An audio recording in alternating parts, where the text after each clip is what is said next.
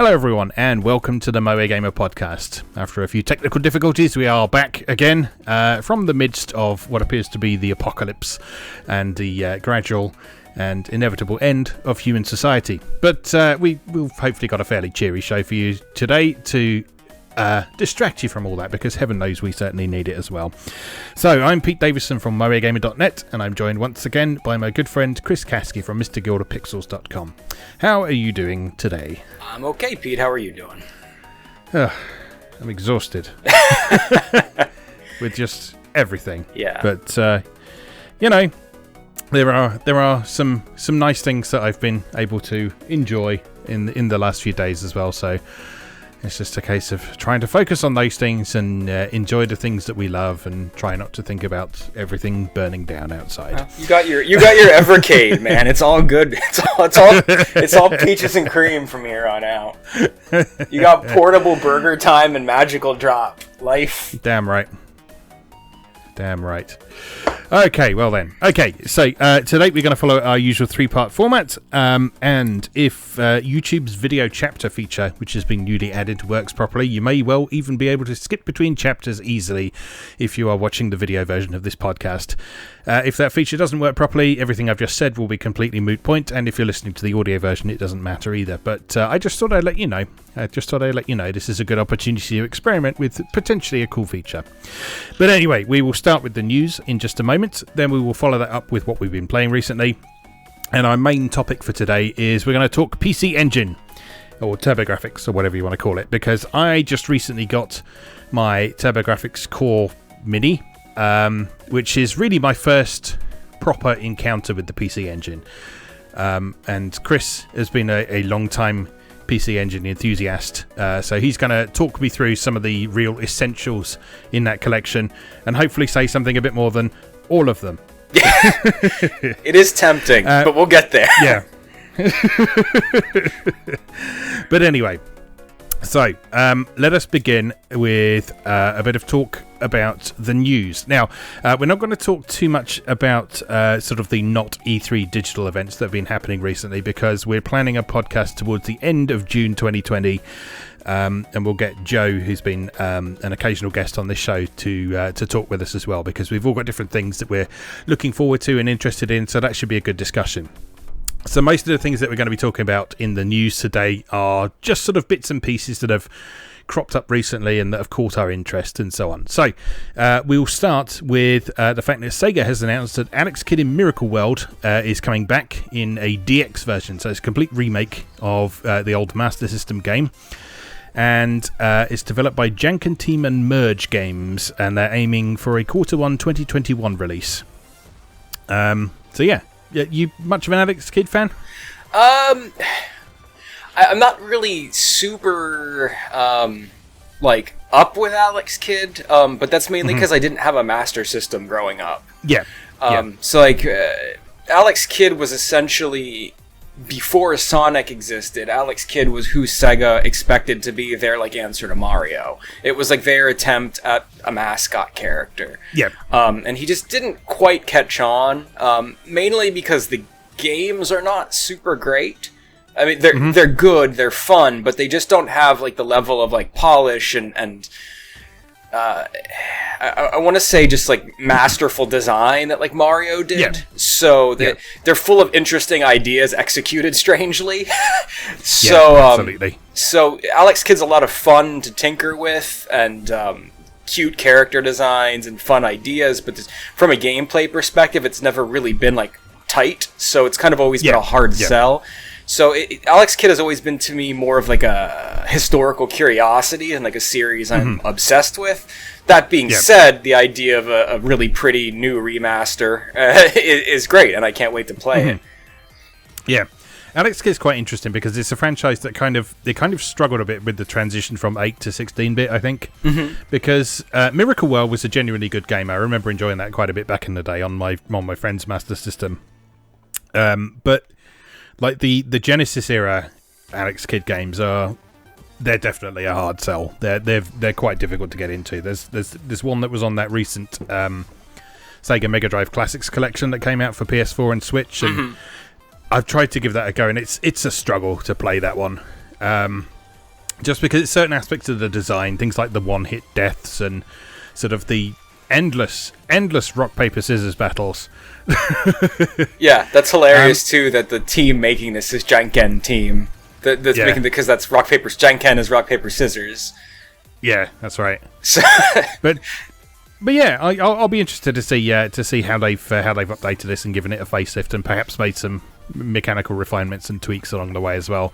Because there's also the Sega Aegis version of Miracle World, isn't there? Oh yeah, Switch. Mm-hmm. Yeah. And that's actually quite nice because the border art for that game tells you the answers to all the rock paper scissors challenges. Oh, so you don't have to do all the trial and error. Obviously, you can turn it off if you don't want to, but if you just want to play the game and not worry on what appears to be random chance, you can just follow the instructions that are in the in the bezel art. Miracle World. That's the one with the boss that's like Mario, right? It has like the samurai Mario, and his name's like Mario, like MARI-O. Something like that, yeah. It'd be interesting to see how this remake turns out. I really like Merge as a publisher. Mm-hmm. I have a ton of Merge games on my Switch. Yeah. They did Sparklight, which I've mentioned on the podcast before that I really like. They published that. They publish a lot of like cool little indie stuff. I also think they published Valkyrie, which is a really awesome side scroller. Yeah. So I always kind of keep my eye out on what they have their hands on. I think they did the Switch. They published the Switch port of Origami too, which is a really stellar stealth game in like the vein of like Tenchu and stuff. Yeah. Yeah, so yeah, they're a publisher to watch because they've really got their fingers on the pulse of the kind of old school indie sphere stuff. Mm-hmm. Cool. All right, moving on and continuing with the theme of retro remakes, remasters, and that sort of thing. 27 years after it was sort of originally created, there's a game from is it Westone? You pronounce this Westone? Westone? Yeah, I think Westone usually. I don't know. I don't think I've actually heard a person pronounce it. I just read it. I know. I have this problem occasionally. It's like you look at something and like you're familiar with looking at the word, and then as soon as you come to say it out loud, you're like, how do you actually say that? But anyway, they have had an arcade title called Clockwork Aquario that has basically been lost for 27 years. Yeah, it was never published in any way. Even the arcade version never actually came out. Yeah, so the source code has been sort of missing for a long time, but they've managed to track it down, and it's being released via Strictly Limited Games and In Games or ININ Games and Sega. So they're working together. The reason this is noteworthy is it's a game from Ryuichi Nishizawa, who works on the Wonder Boy series. And it's an old Sega System 18 game, so it's got sort of that very distinctive, chunky Sega pixel art look about it. And looks like a cool game. That's going to be a lot of fun when it comes out.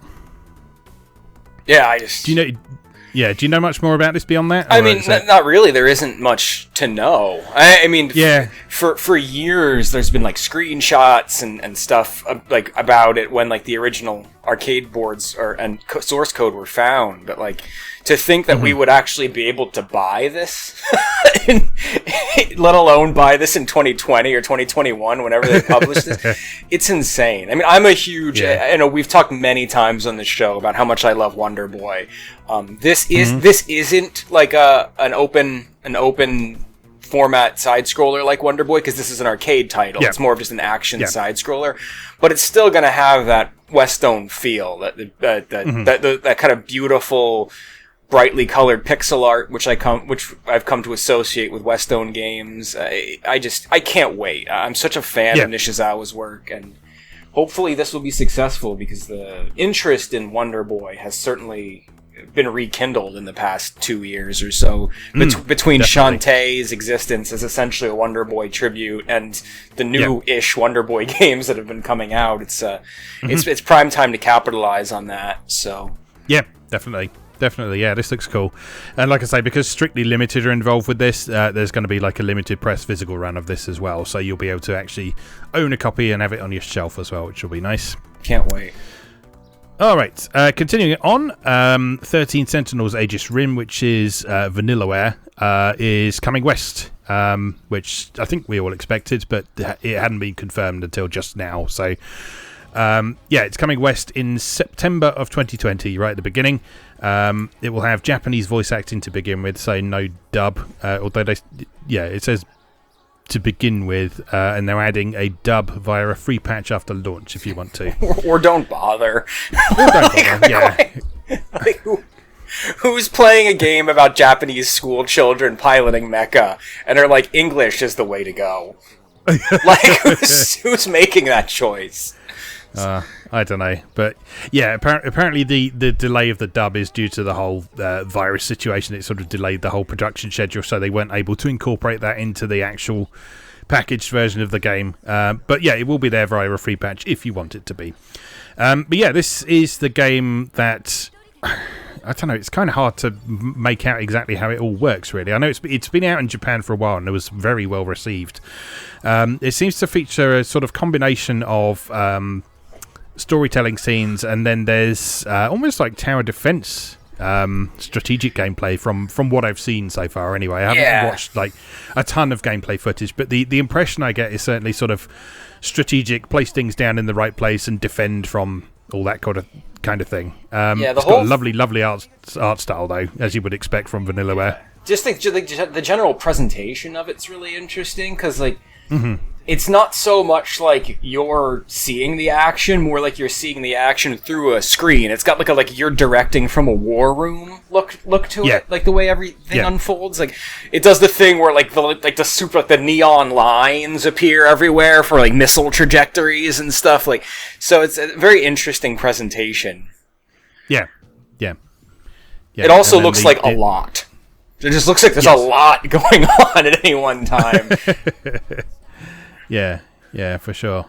And then, these storytelling scenes have got sort of close-ups of the characters, and they're all sort of lovely hand-painted looking backgrounds and sort of detailed, expressive characters and all that sort of thing. So, like I say, I don't really have a clue how this actually plays as yet, but it's probably one I'm going to check out because it looks cool.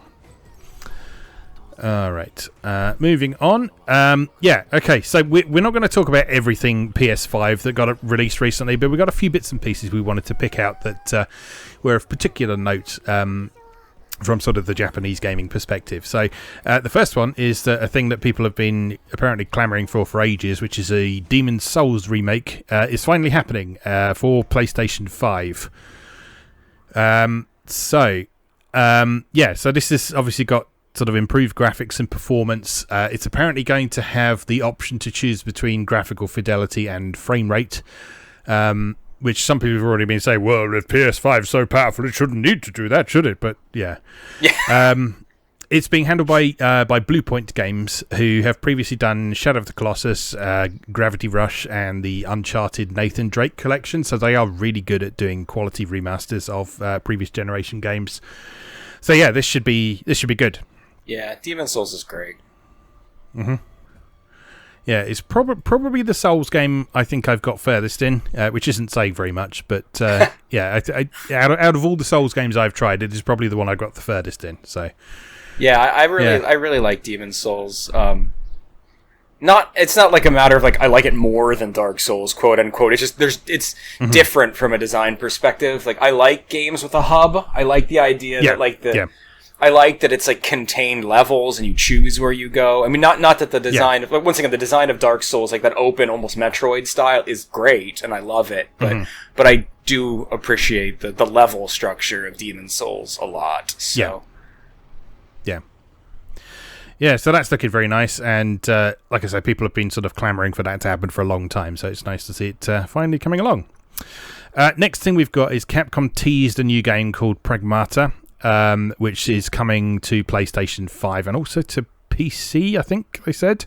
Probably. It's safe to say anything also comes out on PC. Yeah, it's coming to PS5, Xbox, and PC, so it's coming out on pretty much everything of the sort of next gen platforms, as it were. We've had a cinematic trailer for this that looks quite intriguing. There's a sort of guy in a spacesuit wandering around in what appears to be sort of present day a present day city, but there's no people around, and then there's a little girl, and she's got a digital android cat with her, and then they all get sucked into the moon, and I don't know. It looks weird, but it actually looks kind of cool. The sort of the whole vibe of it is kind of intriguing. Yeah, this kind of like, what the hell's going on sci-fi. It's like so big right now. Like, I mean, I couldn't help making immediate comparisons to Death Stranding when I saw this trailer. Yes. Yeah, you're not alone in that. A lot of people have sort of mentioned that. It's very much like, hey guys, remember Death Stranding? Remember that also had a trailer, and Kojima Games likes guys in bulky spacesuits too. So we're gonna try that. We're gonna try that too, guys. Like, that's kind of the way this feels. But it's Capcom, so we'll see what it is. Yeah, I don't know. I think Capcom have sort of built up enough goodwill over the last couple of years that they can afford to try something a bit weird and experimental now. Oh yeah, for sure. Capcom has definitely had a sort of real redemption arc over the last few years. No, I'm not down on Capcom. They're like pretty much the only surviving of the second party greats from the old days, right? Yeah. There was always like first party developers, second party developers, third party developers, and like the old gaming structure. Like when I say second party, I mean like the big guys who weren't first party, right? Your Capcoms, your Konamis, your Hudsons, like. Konami still exists technically, but not really. But like, Capcom is it. Capcom is really the last surviving. Capcom and Sega are like the last surviving like second big Japanese second party devs, and they consistently put out good content. I mean, I don't like the sales model of like Street Fighter V or whatever, just like the DLC seasonal stuff. But like, let's face it, Monster Hunter World is great. And they continue to support it beautifully. And I'm not a Resident Evil fan, but they sure continue to do right by the Resident Evil community. So yeah, I respect Capcom, and I continue to buy their games. Yeah, good stuff. Also, whatever happened to Deep Down? Yeah, no. I remember like some rando getting really offended by it for some reason, and then we didn't hear anything else about it for like years. So I don't know. I think that's dead. Yeah. Oh, for sure. I just like, wasn't that announced like when the PS4 was? I was going to say that was going to be like a PS4 launch title, wasn't it, or something like that? But no, that never happened. Oh, well. I did read recently that one of the guys who was involved in Dragon's Dogma was working on something new. Yes, that's right. I just don't remember what it was. But Dragon's Dogma is great, and that's another Capcom, like really experimental, great game. Like, Dragon's Dogma is awesome. Yeah, widely beloved, that one as well. That's one that sort of everyone seemed to absolutely love. Like, even people who don't normally like sort of open world, vaguely Western inspired RPGs seem to enjoy that one. I've played a little bit of it, and I enjoyed what I played of it, but I haven't explored it in detail. But the little bit I played seemed very cool. It's kind of the best of everything. It's a little bit of open world, but unlike Western open world games, it has delicious combat that's consistently fun to engage with. Yeah. So like Dragon's Dogma is a great game. So yeah, Capcom again, they're around and they're making good stuff. Mm-hmm. Yeah, for sure. All right, continuing on, Square Enix announced a PlayStation 5 exclusive, which is called Project Athia at the moment. That's just a working title, though, so that may, probably will end up being something else. This is by their new studio called Luminous Productions. Sorry, I just noticed I said it was a PlayStation 5 exclusive, but it's also coming to PC. So... You know, the idea of the console exclusive appears to be rapidly dying. Yeah. Like there's console exclusive, like exclusive on this console, but then like in parentheses, also PC. Yeah. But it's smart, so, you know, these games do well on PC now. This idea that it's the PC console divide is mutable. Like, if you're a PC guy and you want this stuff, then you can have it.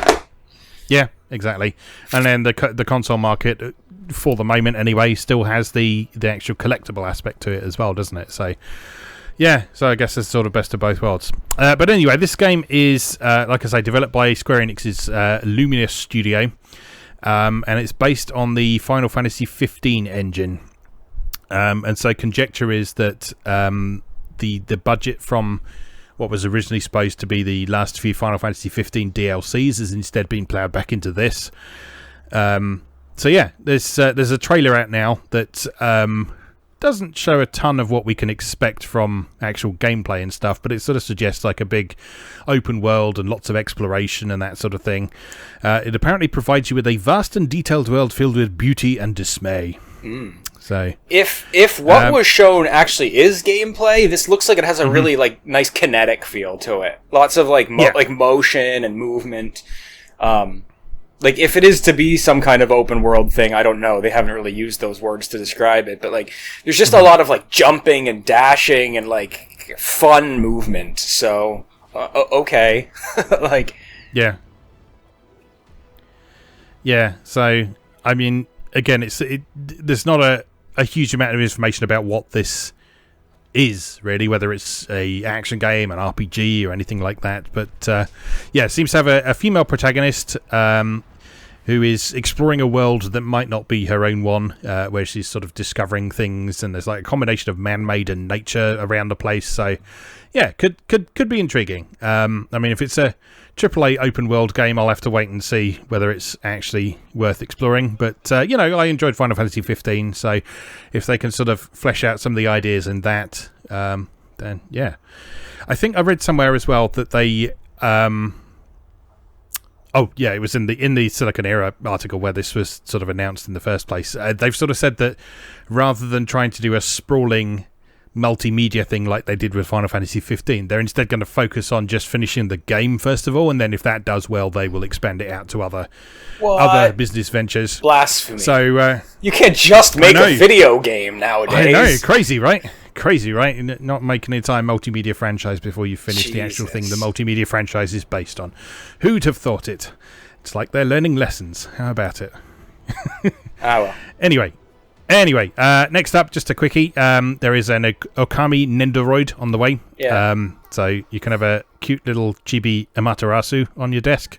I love Nendoroids, and Jesus Christ, look at it. It's... Yeah, adorable. Yeah, is there a date on that at the minute? So it was originally teased back in February of last year. Let's try to see if there's a... Yeah, it's available for pre-order now. It's 5,500 yen for the standard edition and 7,700 yen for the DX. That's about $55 and $77. And they're reckoning it's going to ship in November of 2020. So, yeah, if you want one of those, get on Good Smells website now, and you should be able to... It comes with, like, different weapon accessories. Like, it's a really nice set. I don't know. I love it. Good Smile's been killing it lately, because they also just announced Sakura from the new Sakura Wars that I'm playing. Oh, nice. It's, Nendoroids are a problem. Yeah. And I'm pretty sure I shared with you the other day, there was an interview with Matt Bozon from... Way Forward. Oh yes. And he was like, I love Nendoroids. Like, so hopefully Good Smile gives him a call. Yeah. And I get the Roddy Tops Nendoroid of my dreams. Yeah, that'd be awesome because like Shantae's art style is ideal for that sort of thing. Excuse the motorbikes in the background. Yeah, that would be ideal. And sort of they seem very open to sort of doing Shantae merch as well because Limited Run have got that Shantae plush, haven't they, and stuff and all that sort of thing. So, yeah, hopefully we'll see some more Shantae toys around the place as well. All right. And there's those vinyl model kits, too. Yes. Okay, continuing on. There is a new Metal Slug game on the way. In fact, there's several new Metal Slug games on the way. One for console, one for mobile. And they're aiming to come out this year. The mobile game is going to be what they call a 2D side-scrolling card game, whatever that means. And the console title is just a traditional run-and-gun side-scrolling shooter like past Metal Slug ones. The mobile and console games are aimed at different markets, apparently. So the mobile game is aimed at 10 to 20-year-olds, and the console game is aimed at 30 to 40-year-olds, which actually sounds about right for us. There we go. We're officially old gamers. There you go. But yeah, no, that makes a lot of sense, actually, because sort of... Yes, a lot of mobile games are very much a young person thing, aren't they? So, but Yeah, whereas the people who grew up with Metal Slug would indeed be sort of 30 to 40 now. So there we go. Yeah, so they're aiming for that within 2020, but they haven't given a specific date on that. But they're aiming for that. But obviously, that will depend on everything going on, as with everything else at the minute. It's very cute that they think that's even a possibility. Yeah.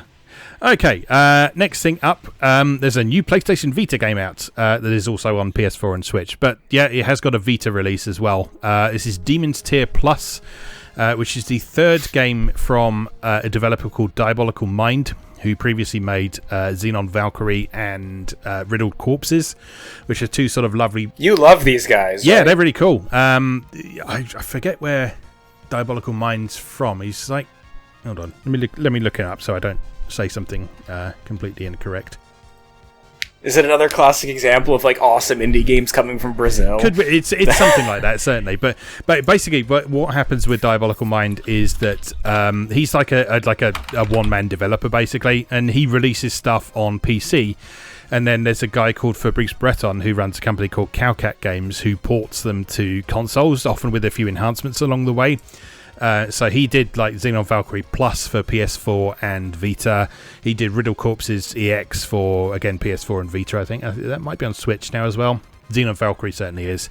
But yeah, in the porting process, he sort of adds some new features and refines them and polishes them up a bit as well. So they have sort of a nice partnership there. So yeah, Demon's Tier has been out on PC for a little while, but it's just come out on Vita, PlayStation 4 and Switch, and seems to be very well received as well. It's a sort of action roguelike with a lot of different characters to choose from and some nice pixel art and chiptune music. And yeah, East Asia Soft are doing a physical version of it as well via Play Asia. I think the Vita version of that is already sold out. Oh gee, I was just gonna say I'm tempted to get it, but if it's sold out already, I don't know about the PS4 and Switch version, but I looked earlier and the Vita version had sold out. There was only like going to be a very limited number of orders for that, obviously, because they've stopped making Vita cartridges now, so there were only so many that they could do for that. That's a shame. I really would have wanted the.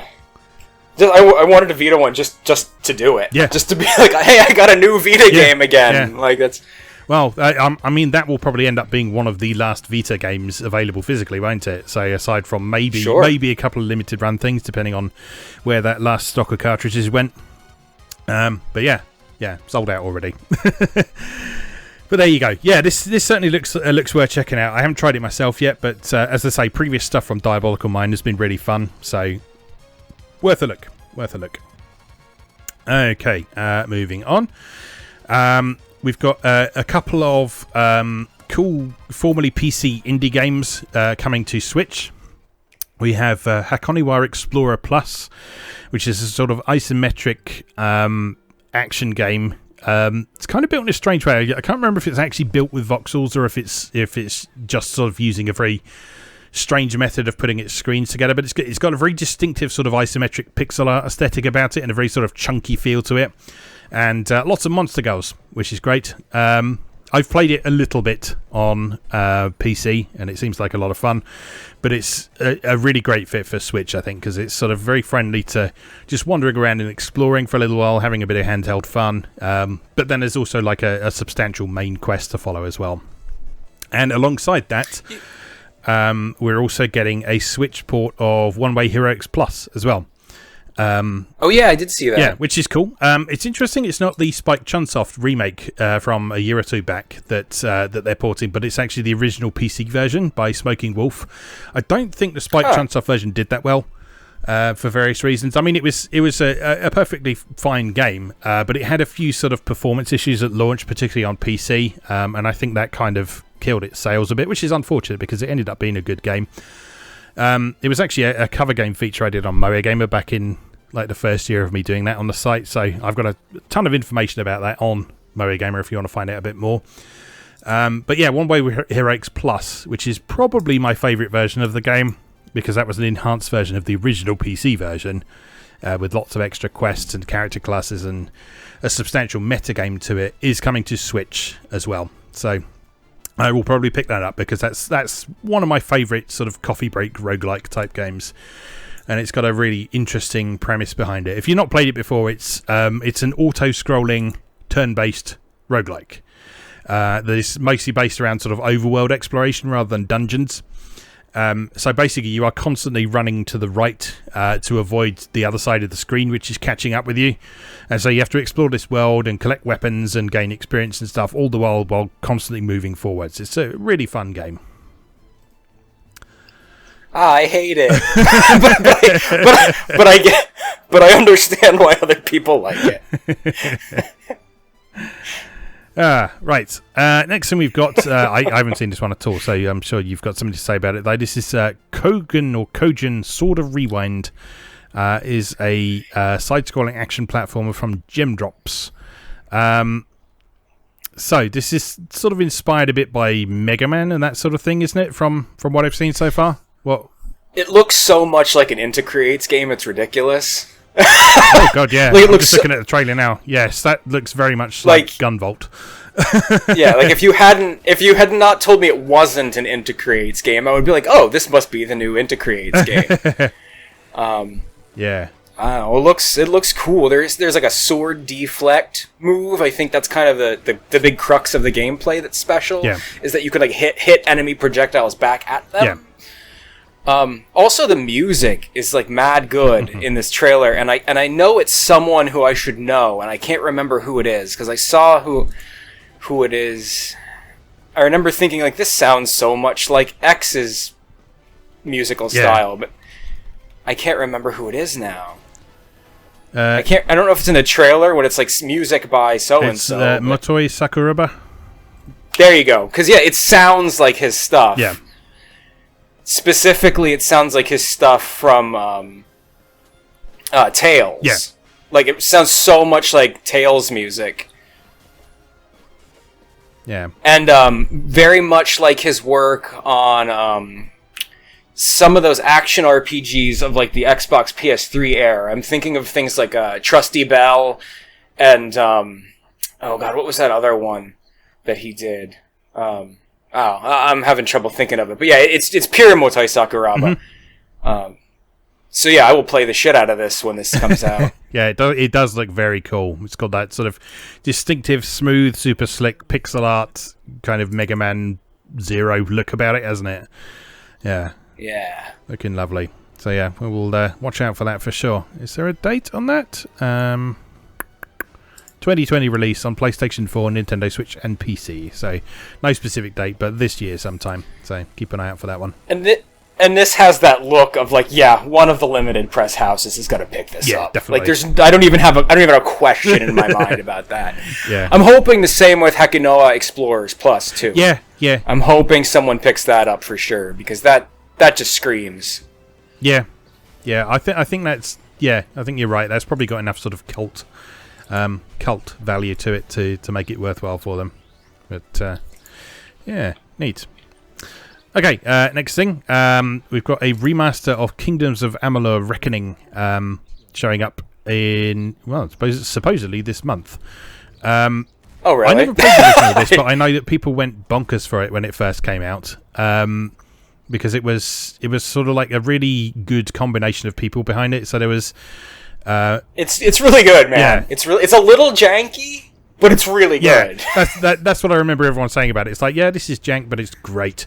So it's got contributions from R.A. Salvatore, it's got music by Grant Kirkhope, and it's got art from Todd McFarlane. So a sort of dream team of kind of Western developers and writers there. So, but yeah, I don't know a ton about the game, but like I say, I do know it was very well regarded when it first came out, and so a remaster is a very welcome sight. Apparently, there's a couple of things that make Kingdom of Amalur really cool, right? First of all, it's an original IP. It's new, right? Like they made a new IP. Yep. Like how often does it happen? But like, and once again, I hate to be that guy who describes games by in terms of solely other games.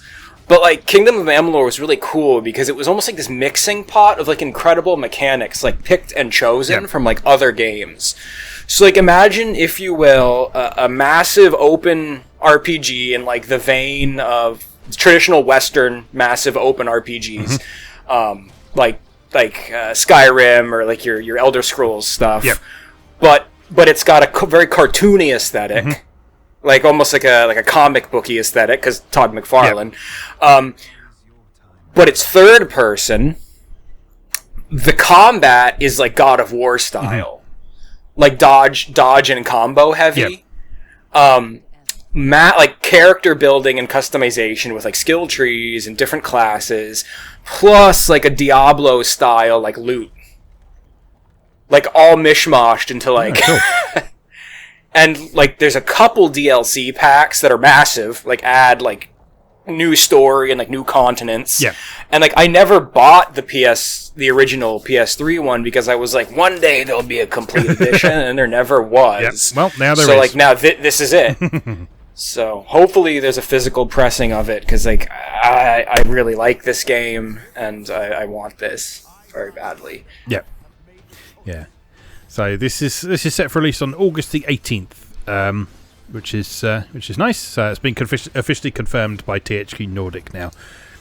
So yeah, the story behind this, I think one of the reasons why this was sort of reasonably well known and talked about was the original developer actually went bankrupt after putting this out, and this was one of the many properties that THQ Nordic picked up a while back that got people all excited, along with stuff like Time Splitters and that stuff like that. People were sort of thinking about it a while back, and it's like, I wonder if they're going to bring Kingdoms of Amalur back, and yes, they are. So here it is. If you have time in your day and you're not familiar with the history of Kingdoms of Amalur's development, it's really worth looking into. Yeah. Because it's a fascinating lesson on like the weirdness of the video game industry. Because like there were like lawsuits involved because like part of the funding for Kingdom of Amalur was actually like came from like a grant from the state in which it was made. Yep. So like there's just a whole like thing, and there were like lawsuits and just politics got involved with it. And like the guy who originally like funded it or like started the development team was like a baseball player. I want to say yes, like I don't. Yes, I remember that. Yeah, it was just a huge thing for like years. That it was going to be this amazing game, and it came out and it tanked, and like everyone lost money on it. And just really weird, but then in retrospect, it's just a fun, curious game that is 100% worth playing. Yep. So, yeah, very much worth time to research the story of this game. But also, the game is worth playing, because now, years down the line, after the hype has died around it, it wasn't what was promised? No, which is often the case, but is it fun? Hell yeah. Yes. Yeah, well, I'll have to pick that up then. It's like that sort of the fact it's a complete bundle, and if they actually do a physical pressing of it, which hopefully they will, I will give that a look for sure. Okay, continuing on. The one and only acknowledgement of the chaos that is going on in the world right now. We can tie it to video games because you can tie most things to video games these days. In support of the various sort of charities that are helping out all the sort of racial tensions and things that are going on in the States and around the world at the moment. The indie gaming website Itch has put together a bundle for racial justice and equality, which is it's a pay what you want bundle.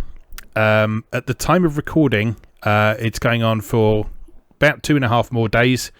So by the time you listen to this, there's not going to be a lot of time left to pick this up. But you will want to take a look at this because it's pay what you want, minimum of $5. There are 1,658 games in this bundle. Yeah. I'm not here to talk about politics. I'm just here to tell everyone that I guess talking about this is useless though if it's only going to be available for 2 more days. Now that I think about it, when we publish the cast. Yeah, well, people will have a couple of hours to still get it the day we publish this, but I think it's worth acknowledging this anyway because this is like an incredible collaboration between indie developers and yeah, I know some people sort of look at Itch and they think, oh, it's all sort of like very small scale stuff and single bedroom developers and that sort of thing, but no, there's some big well known stuff in this bundle now. You've got stuff like Celeste. You've got Night in the Woods. You've got Arcade Spirits. What else is in there? You've got Anodyne. No, there's there's loads of stuff in there that's worth the price of admission, but also all the little stuff is worth the price of admission. You should want to fiddle with this little bedroom developer absolutely, yeah, stuff. because Itch has some fantastic stuff, but it's one of those things that because there's so much there, it's kind of difficult to know where to start sometimes. So picking up this bundle is a good way to sort of confront yourself with a bunch of games and sort of pick one at random and think, oh, that looks cool, or something like that. Like there's sort of like a PS1 inspired survival horror game that I really want to check out, and some visual novels and like Nuclear Thrones in there, and Minute. I've really been wanting to check Minute out. Yeah, Minute's in there. Just like every time I hit my scroll wheel, I see at least something else I've heard of that I've been meaning to check out. Yeah. So it's just incredible. Yeah. There's also a bunch of like asset sets in there as well. So those of you who are interested in making games in various ways, there's a bunch of like sort of platformer and RPG tile sets and sound assets and music assets and stuff in there as well. So this could be sort of a good way of picking those up as well. So yeah, there's a bunch of really exciting stuff there. So regardless of however you feel about what's going on right now, this is an interesting and worthy investment. So far, they've raised $6 million with this bundle. Like over nearly 600,000 people have bought a copy. The top contribution, someone bought it for $5,000. But like I say, the minimum you have to pay for it is $5. So that is an incredible deal. Yeah. Yeah, if you have any curiosity, essentially, in exploring the bizarre indie sphere and the little indie sphere. Yeah. You know, this is it. This is a way to see some stuff. Yes. I will probably delve into a few of these things in the coming weeks on MoeGamer. So I've got a lot of stuff that I want to sort of pick out and cover over the next few years. I'm sure I'll talk a bit about a few of them in the coming segments. But yeah, there's a lot of stuff in here that I want to give a go as well. All right, then finally, we've done it again. Oh, there's not much news this week. Goes on for 42 minutes. Last of all, Phantasy Star Online 2 1 is out now. I know some people have been having trouble with the PC version, but I've not had an issue with it at all. But I know some people are struggling a bit with sort of getting it installed and so on. But I had a lot of trouble getting it set up. Yeah. And getting it running. But once I conquered that, then it's fine. Yeah. Like once you get it set up, it's fine. Yeah. I know that Sega do appear to be aware of the issues that some people are having. A lot of them seem to stem from the Microsoft Store at the minute, and I believe a while back they said that there was going to be some sort of Steam release as well. So, if you are having trouble with that, there are ways around the Microsoft Store that I've seen as well, and things you can download to sort of get it working out. But if not, you can sort of wait a little while for the Steam version. But the news is that the current launch version that you can play in the West goes up to episode 3 of the main story. I think there's 8 in Japan at the moment now. And episode number 4 is coming to North America in August. So, yeah, they're sort of fairly rapidly sort of bringing in the new content to, 1, to keep the game interesting, and 2, to gradually kind of catch up with Japan, I guess. But yeah. Yeah, it's incredible to think about, but like I saw another article listing the stat that, like, don't forget, essentially there's 8 years worth of back content. Yeah, exactly. For this game on its way to the West gradually. Yeah, so absolutely bonkers. Well, I'm sure we can talk a little bit more about Phantasy Star Online 2 in the next segment, because we've both had a bit of a go at it. So let's save that for then. I think that's all the news for now, isn't there? Unless there's anything else you want to bring up. Nope, that's it. All right, let's take a short break then, and then we'll come back and we'll talk about what we've been playing recently. So, we'll see you in a moment.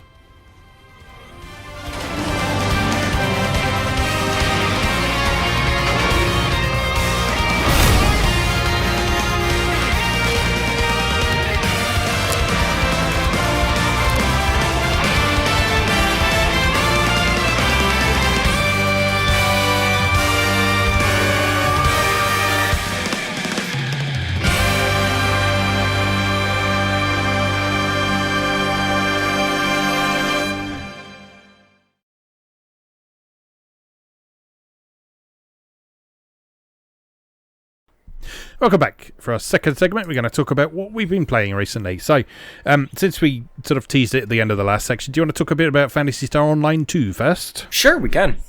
Sure. Yeah, so Phantasy Star Online 2 is out now for the West. As we've said, you can get it through the Microsoft Store. You might have to do a bit of tinkering and jiggling to get it to work. As a European, I had to sort of jump through a few hoops to actually be able to download it, and I can't actually pay any money for any of the premium stuff in it because of store region mismatches and stuff like that. Is it not technically even out in your region yet?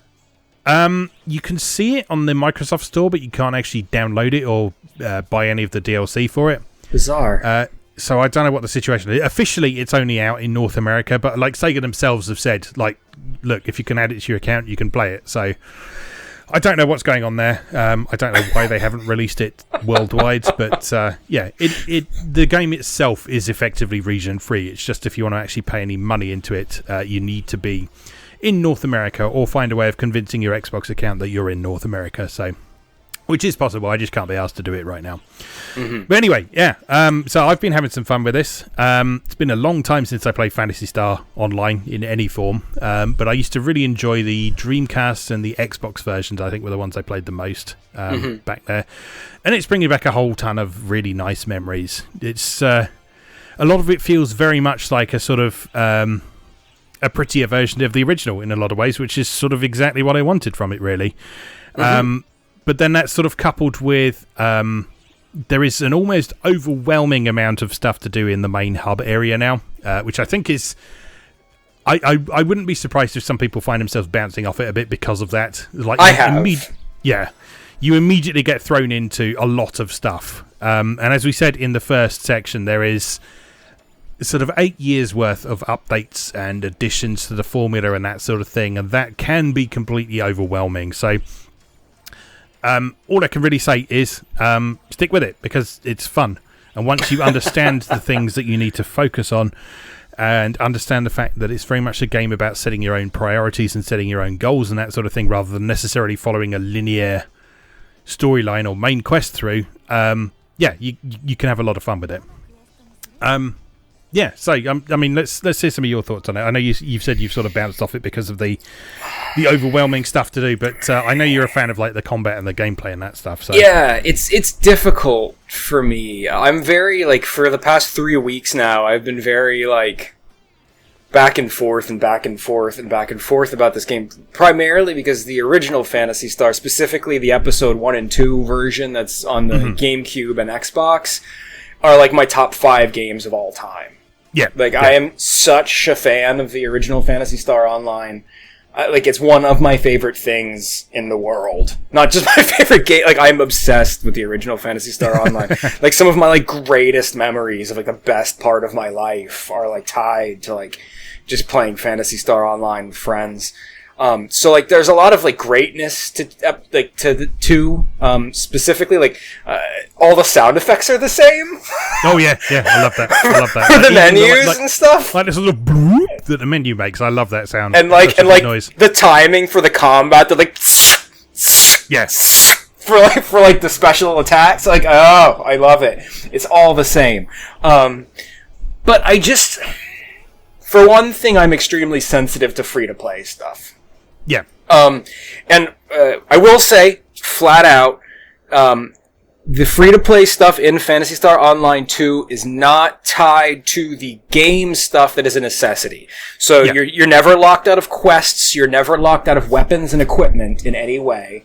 Mm-hmm. But if, like me, you are thinking constantly about the design resistance baked into free-to-play models, there's still little stuff there that I just can't get past, and I can't forgive, because it feels baked, like, the ways to incentivize you to spend money on the microtransaction stuff is baked into the design hard.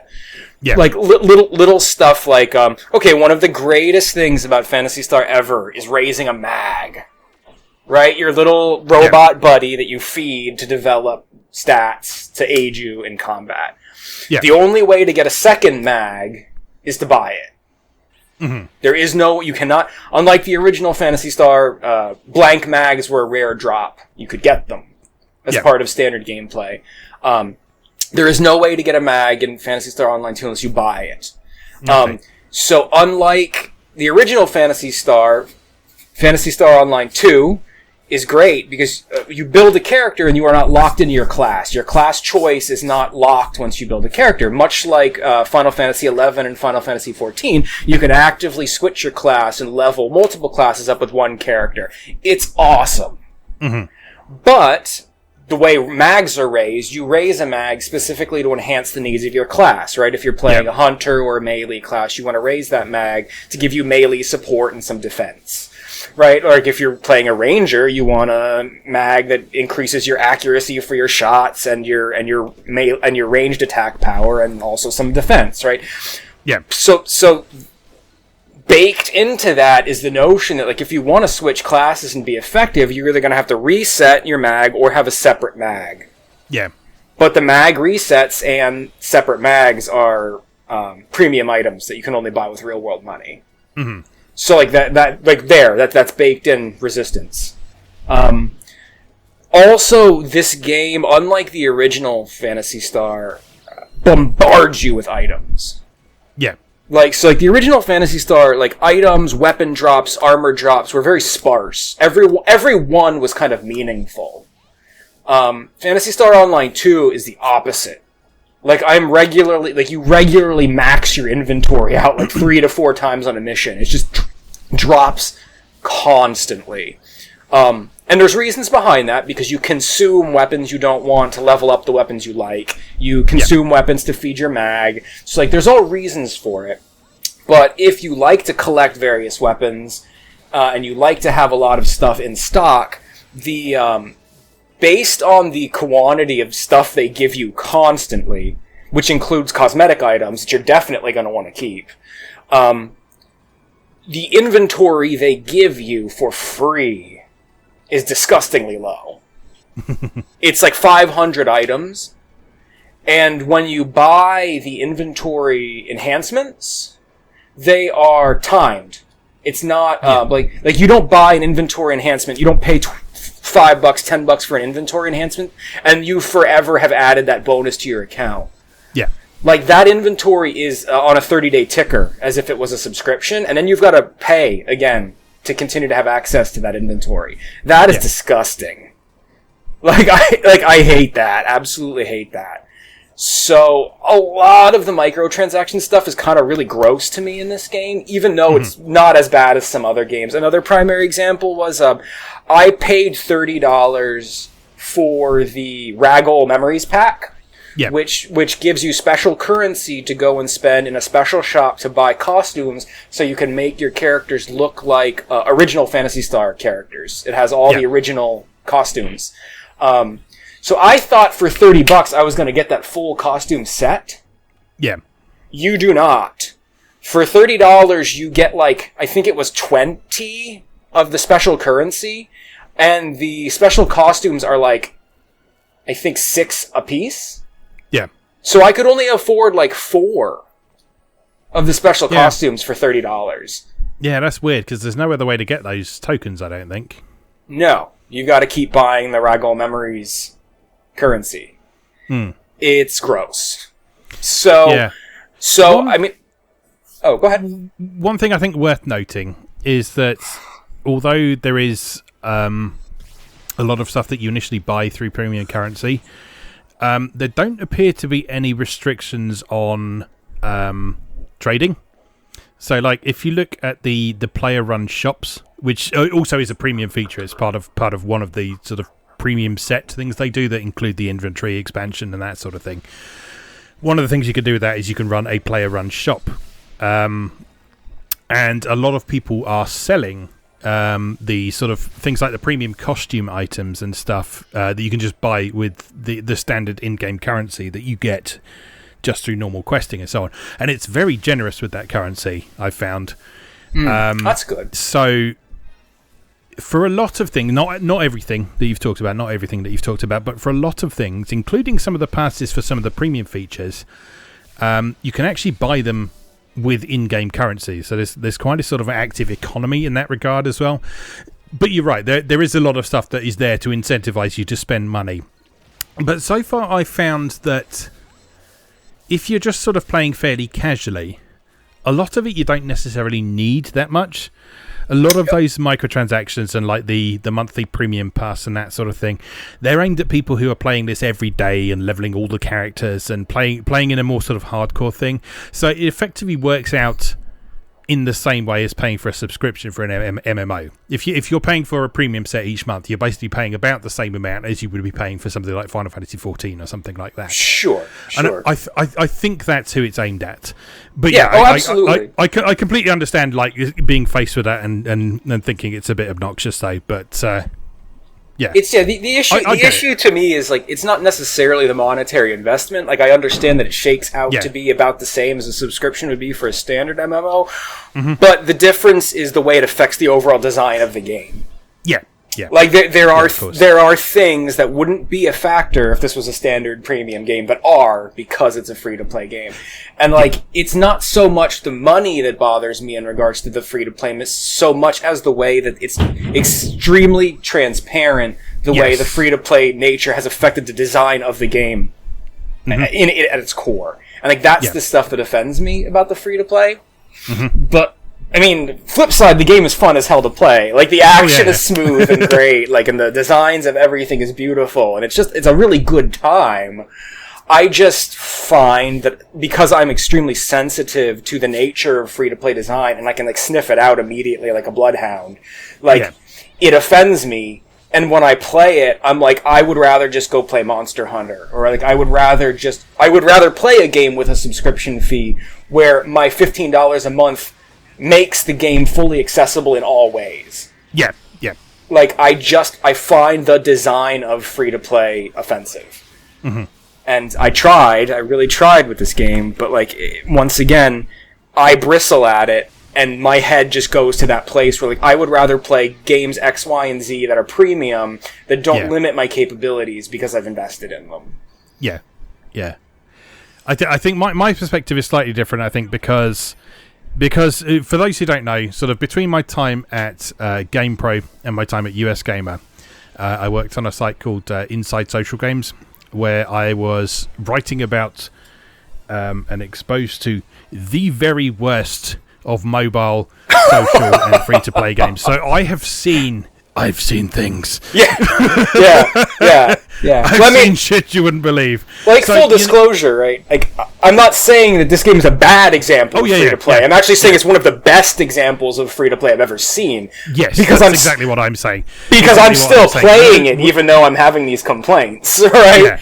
When I think back of some of the shit that I had to look at when I was working on that site, and sort of attending conferences and listening to people from Zynga talking about quote unquote fun pain. Well, that's just it, right? I mean, as you say, some of these elements are there and present in Phantasy Star Online too, and that shouldn't be ignored. And would I prefer this to be something that I paid $40 for and it was just there? Yes, absolutely. But it is what it is.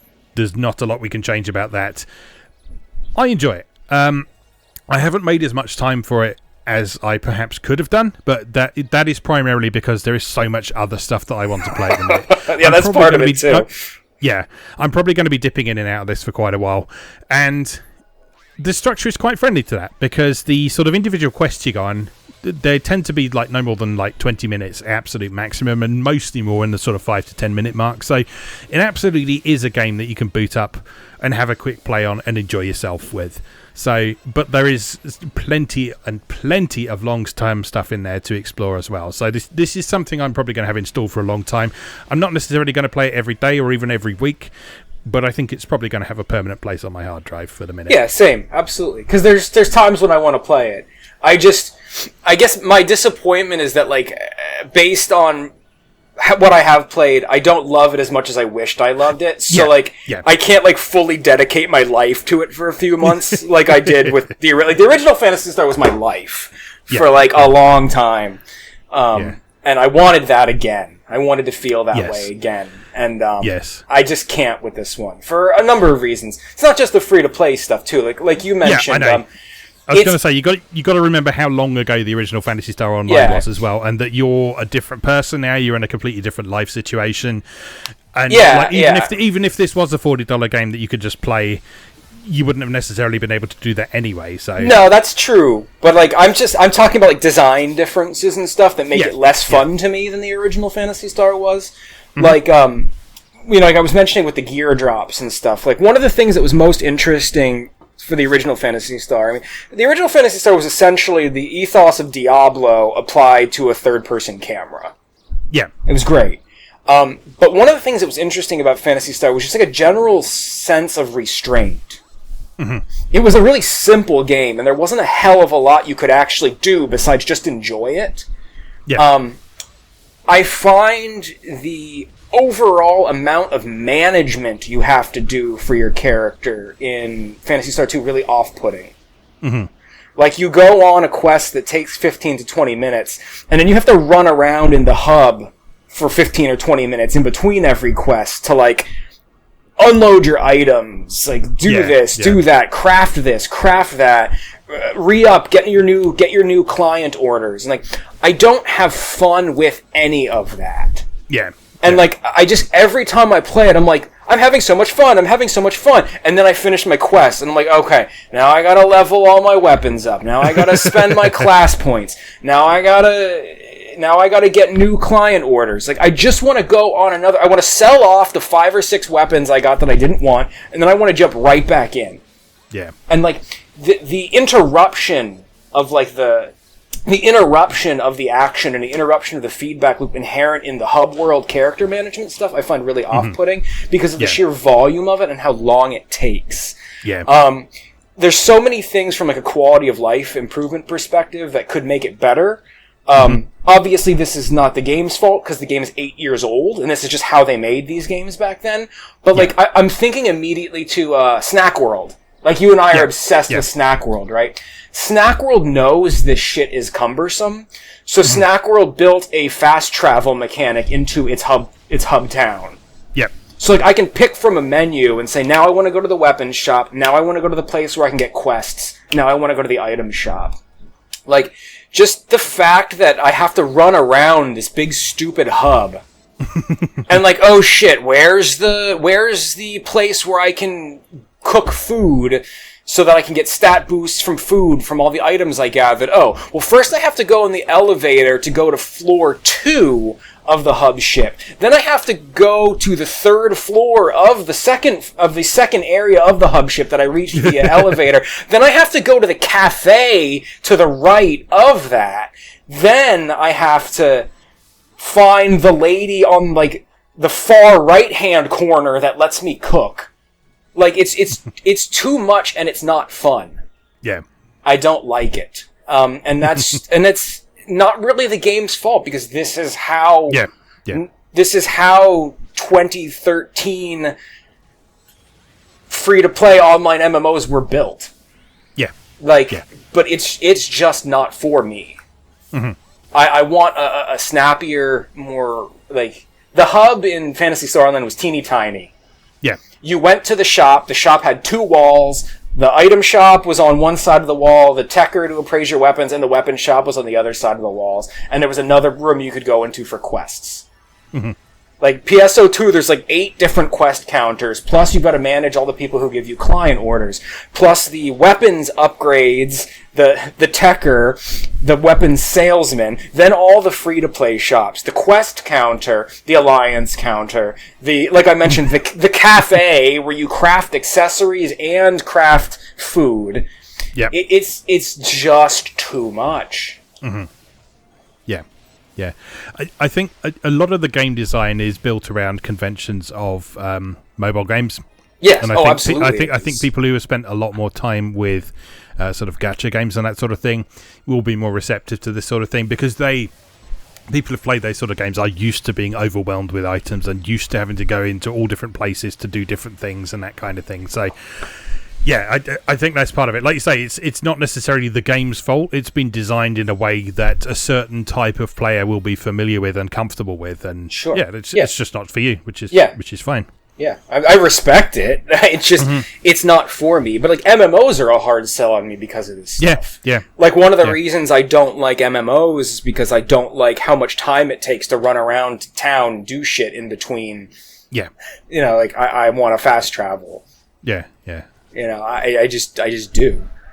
Like, I like games, like, love heavy character management games, like inventory management games, games with crafting. Like, I keep mentioning Monster Hunter, because, like, Monster Hunter is a huge part of my life. But, like, Monster Hunter feels more like old Phantasy Star than Phantasy Star 2 feels like old Phantasy Star. Yeah.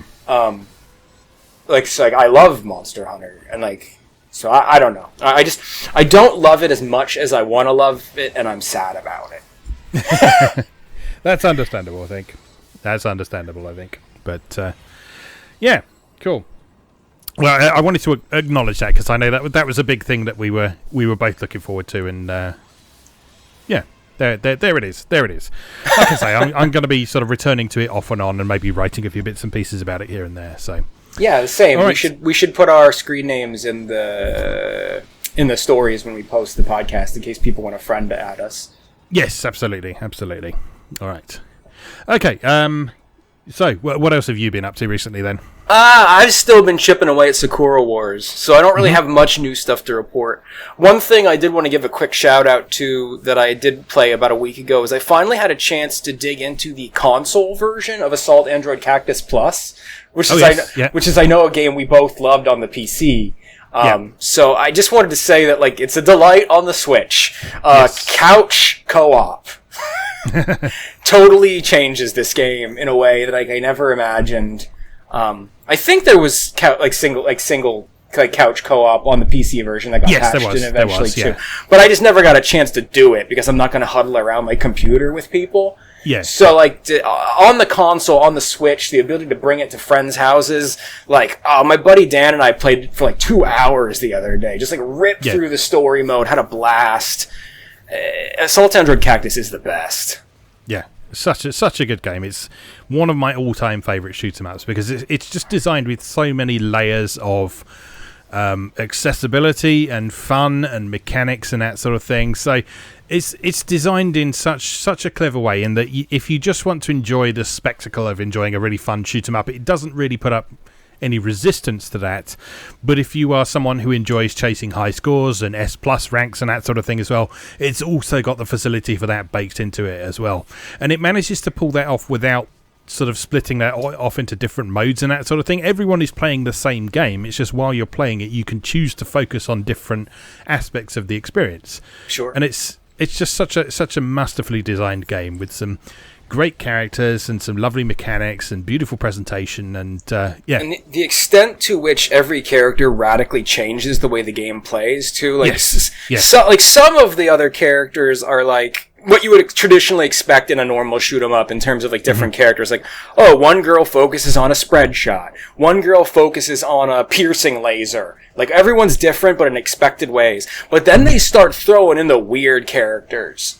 Yes. Like the girl whose standard fire is a drone that you control. So, like, you have to worry about being her and dodging while also worrying about the positioning of this drone, which you have to, like, instead of railing on the attack button and holding the shot button down, you have to, like, press and release the attack button to, like, boomerang the drone back and forth to cover space in between you and, like, the drone's maximum distance.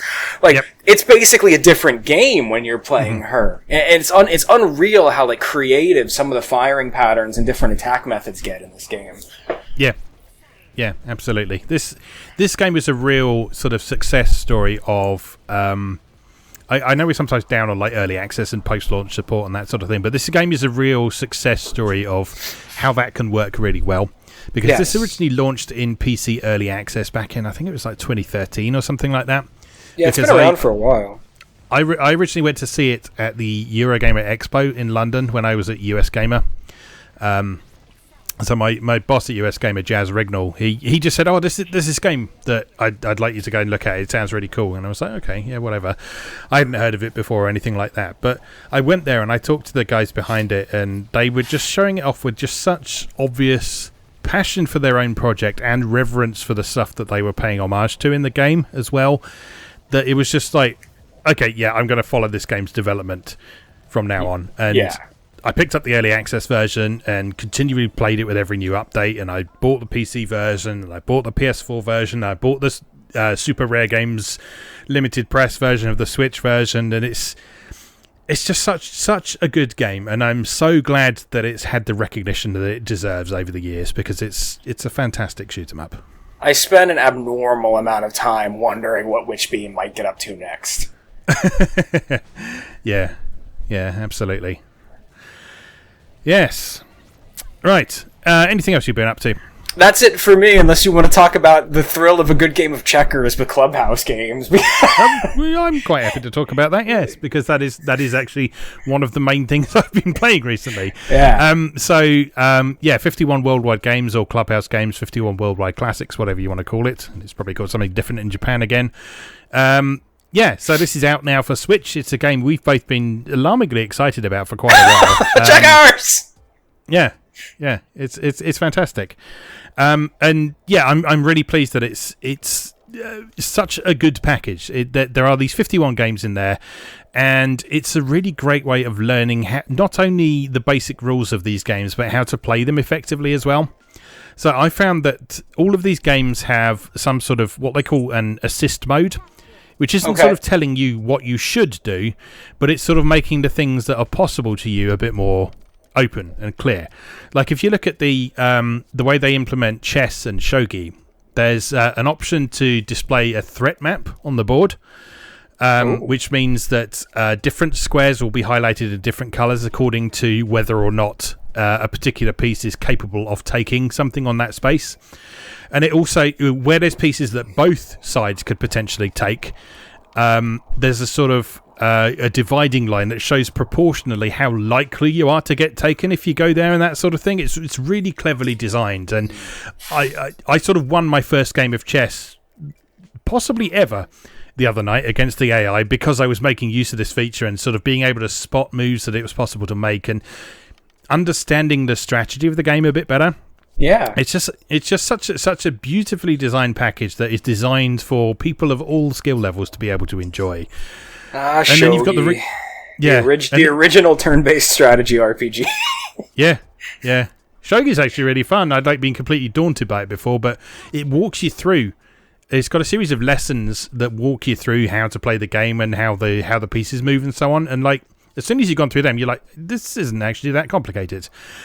In terms of basic mechanics, like obviously the depth of it is in the strategy and so on, but it's fascinating, and there's some really fun games in there as well. So as well as board games, you've also got a lot of these what they call toy games as well, which are like digital recreations of sort of plastic mechanical toys. Like you've got a table football thing, and you've got a twangy tabletop curling thing, and you've got air hockey and baseball and that sort of thing.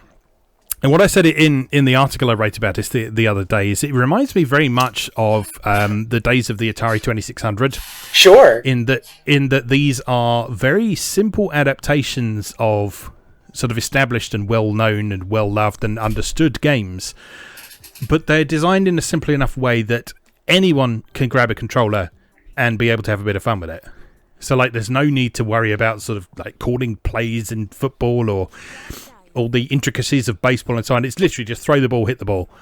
When I was initially interested in this game, I was like, this shit's stupid. I only really care about the classic board games. Yeah. But then, like, I had a buddy over, and, like, we played the slot cars, we played the soccer/football, we played the darts, we played all this stuff, and it's so much fun. Yeah. Touchscreen air hockey? Yeah. It's so much fun. And, like, how is the darts so good? The darts is fucking amazing. Like, the feeling of how authentic throwing a Joy-Con is.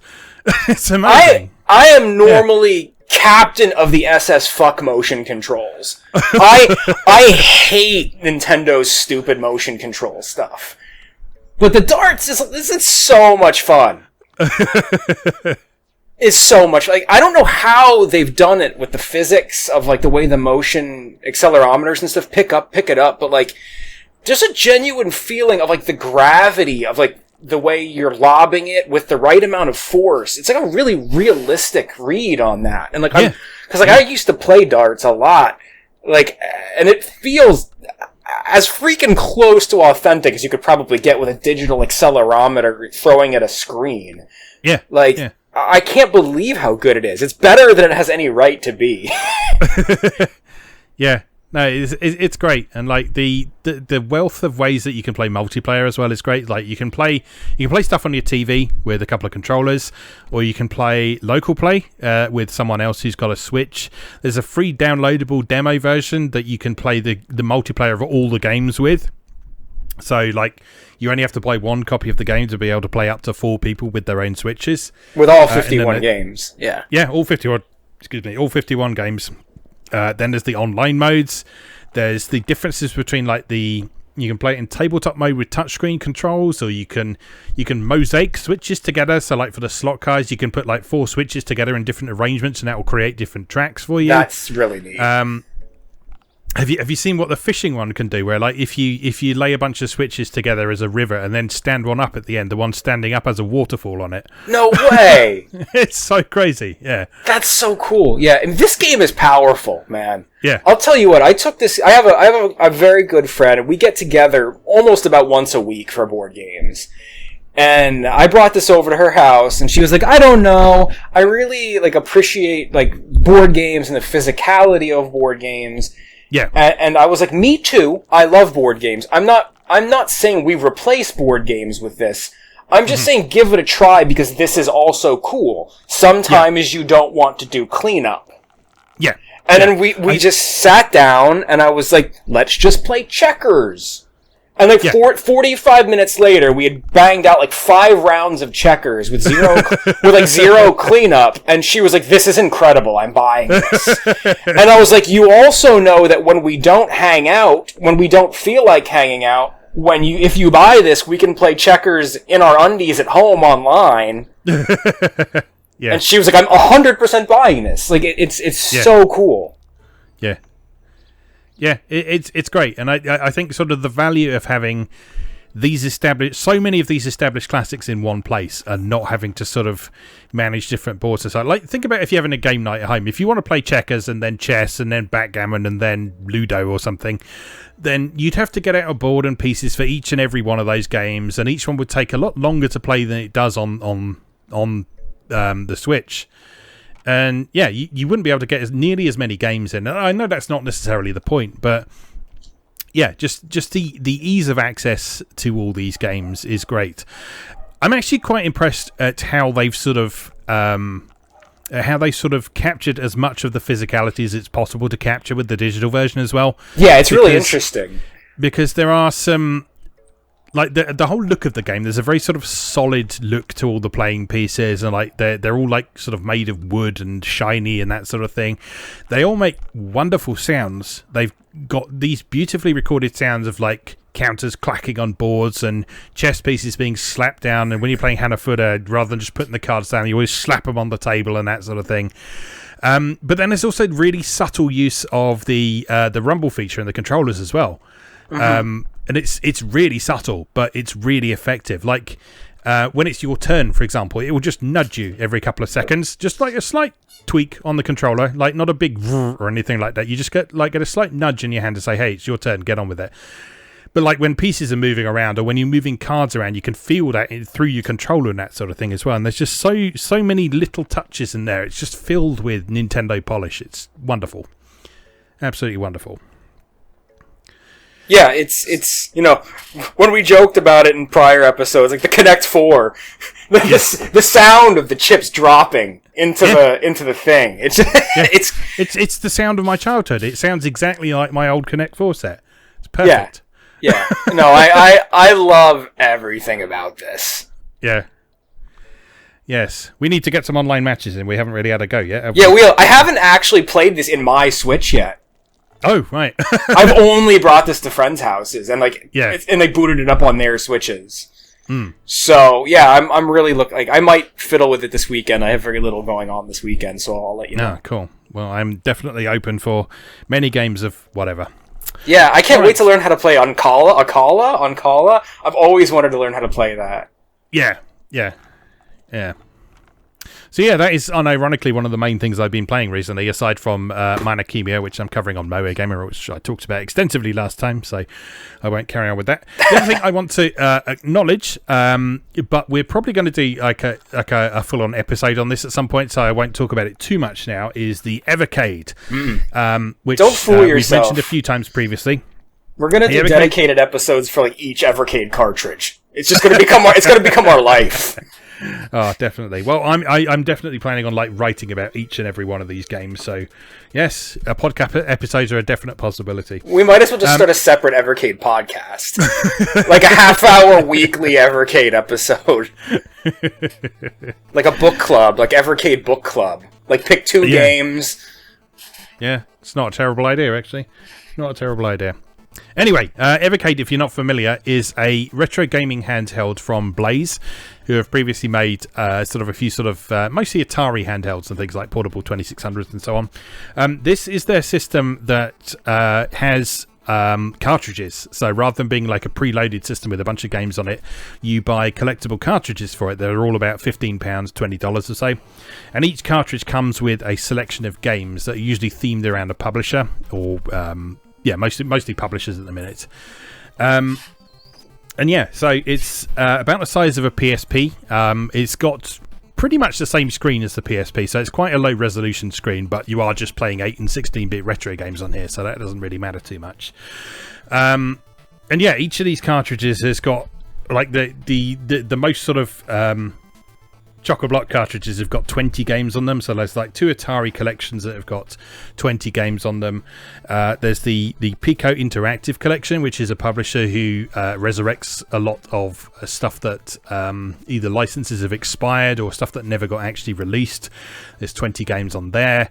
There's 2 Interplay collections. There's a Data East collection, and yeah, there's just so many great games. I picked up the All-In bundle, which is all 10 of the launch cartridges, and there's over 120 games to play on this system. So like, even if they never release another cartridge for this, I have 120 excellent retro games to play, either on a handheld or I can connect it to my TV via an HDMI cable. And they've already announced the next 4 cartridges as well. So there's going to be 2 Atari Lynx collections. There's going to be a compilation that contains Xenocrisis and Tanglewood, which are 2 modern Mega Drive games that developers have released. And then the most recently announced one is an Oliver Twins collection, which contains a bunch of Dizzy games and some of the other stuff that the Oliver Twins did in their early days at Codemasters. So yeah, it's a really exciting little device. There have been like a few teething issues along the way, most notably with things like button mapping, and some of the games have a bit of a problem with HDMI at the minute, particularly if you're running through a game capture device. But I want to give a real shout out to the Evercade guys here, because they have been communicating really well with the community. They've got their own, there's an official Discord where you can talk to them, and they've been accepting feedback and bug reports and so on. They've been keeping people very up to date with the progress on sort of firmware updates that fix these issues. So any problems that there are now, sort of their level of communication and support so far, I have complete faith that even if there are like a couple of little issues now with some of the games and certain things about the system, those are going to be fixed in time, because they've done such a good job so far, and they've done an amazing job launching something as ambitious as this in the middle of everything else that's going on right now. So I'm really excited to start diving into this in more detail. A device like this lives or dies by its fan community. Yeah. So it's super important that they keep that connection strong, because this isn't casual folks aren't picking this up on a whim. Yeah. This is a fans are going to pre-order every, like, I've committed myself to like full collection on this. Yeah. Like, I will pre-order it unless one of the carts that comes out is like only shitty sports games from 1992 cart. Like, then I'm pretty committed to buy everything that comes out on this, just for the sake of like the historical preservation and experimentation, because the price of entry is so low for every cart that it's hard to say no. Like this Oliver Twins collection, like, I don't even really care about these games. Like, I played some Dizzy games back in the day. Like, I don't love them or really care. But like, if it was 1 or 2 Dizzy games on a cart, for $20, I would be like, F this. But, like, it's a bunch of them, plus the weird Dizzy puzzle game. It's just like, yeah. I will pay $20 just to be able to fiddle and experiment with these games, because at the price of entry, I also don't feel the necessity of commitment. Yes. To finish or spend hours on any single game. I can dip in, dip out, experiment, play with design, get an idea, enjoy the art, then move on to a different game. This is this is gaming the way I like it. Yeah. And I think the other thing very worthy of praise in this as well is that the collections of games that have been released so far and that are on the way, they're not necessarily the first things you might think of when you think of particular publishers or platforms. They're taking pains. Yeah, they've deliberately taken an approach that isn't like sort of the same stuff you get on an Atari flashback console or the Sega Mega Drive Mini or whatever, that sort of thing. They've deliberately picked more obscure stuff that doesn't get as much love. I'm thinking pretty specifically about the Namco collections. Yeah, exactly. Like the Namco, the Namco Museum 2 collection has games like Burning Force and Dig Dug 2 and that sort of thing. And these are games that, are, as far as I'm aware, have never had a re-release. Felios is on it. Yeah. Like, what the hell? Also, they actually, they're publishing on one of the carts the first official English version of I think it's the third Mappy game. It's Mappy Kids, isn't it? Yeah. Mappy Kid, like, that's never been available in the West with an official English translation before. So, like, it's even, like, incredible, like, preservation stuff like that is happening on it. Like, it's full of curiosities. Yeah. So it's a really exciting system. Like I say, I've got it in my hands now, so there's going to be some coverage of all the games and the things that are available for it on MoeGamer starting from, when you hear this podcast, basically. So look forward to that. And with 120 games to cover, I am in content for a long time. They've also said, too, because, like, people have questioned them about, like, why are there so many fighting games? Yeah. Even though there's no two-player capabilities in the Evercade. And they very explicitly said, like, we are exploring a console, a TV console, that will use the same cartridges that will have two-player capability. Yeah. So, please. Yes, definitely. Yeah. A lot is going to depend on the success of this initial handheld. So they're encouraging people to sort of obviously pick up the cartridges and leave reviews and that sort of thing. So if you are picking up one of these, then do make sure to talk about it, support it, that sort of thing, because I'd really like to see this thing be a success. Because it's genuinely one of the most exciting things I've seen for quite a long time. More excited about the Evercade than I am about the PS5. Unironically, yes. But that's because I'm a stupid old man. Yep, same. And I wouldn't have it any other way. Anyway, I think that's probably everything I want to talk about for the minute. As I say, we'll talk more about the Evercade in at least one dedicated episode in the near future. So look forward to that, I guess. So for now, we'll take a short break and then we'll come back and we'll talk PC Engine. So we'll see you in a moment.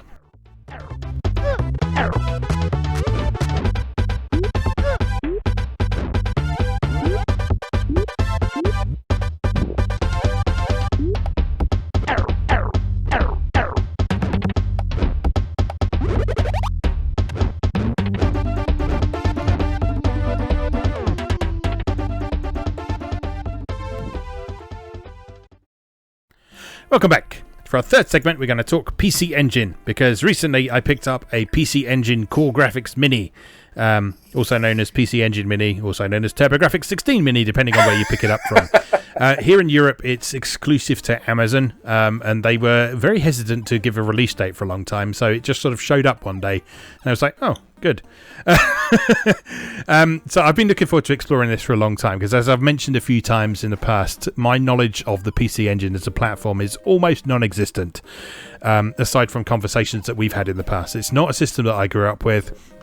It's not one that I've known much about, and sort of looking into it more recently, I kind of understand why that is now, because for those unfamiliar with the history of the PC Engine, it released in Japan as a competitor to the Famicom, and it did extremely well in Japan. Did very well in Japan. It was sort of competing with the Famicom, and because it was technologically superior and had a lot of excellent games for it, and eventually the CD-ROM add-on and that sort of thing, it did fantastically in Japan.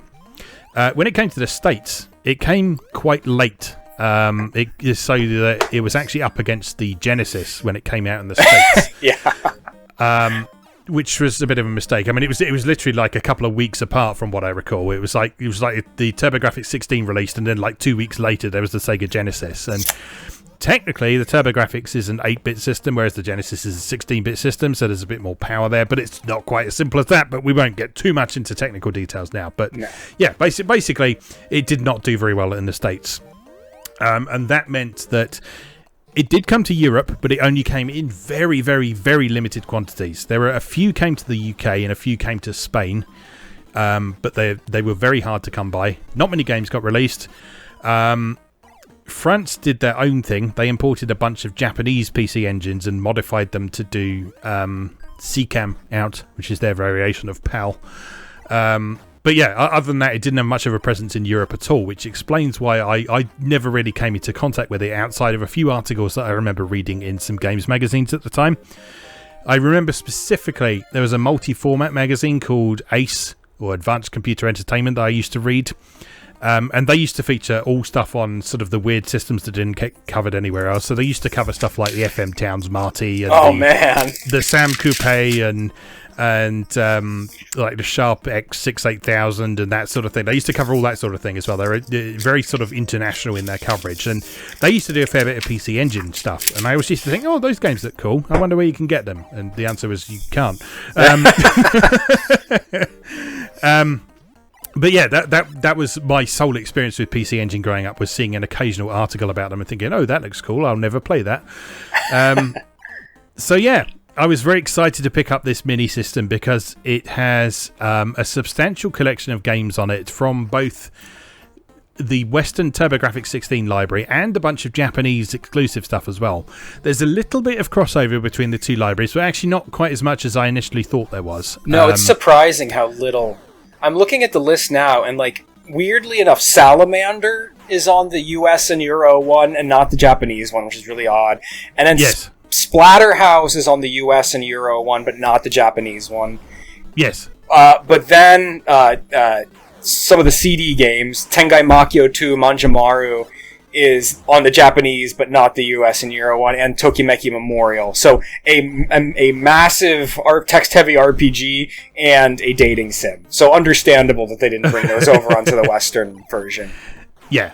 So they haven't sort of localized anything that wasn't already localized. So, for example, there's a Japanese version of Snatcher on there, but if you don't read Japanese, you are not getting anywhere in that game. So it's there, but you need to be able to play the Japanese version. I'm sure some person somewhere has probably already figured out how to put a fan translation ROM on there, but for the moment, if you just pick one up and use it stock, then that's what you have to deal with. Don't forget, too, there is an English version of Snatcher. That translation exists, like the Sega CD version.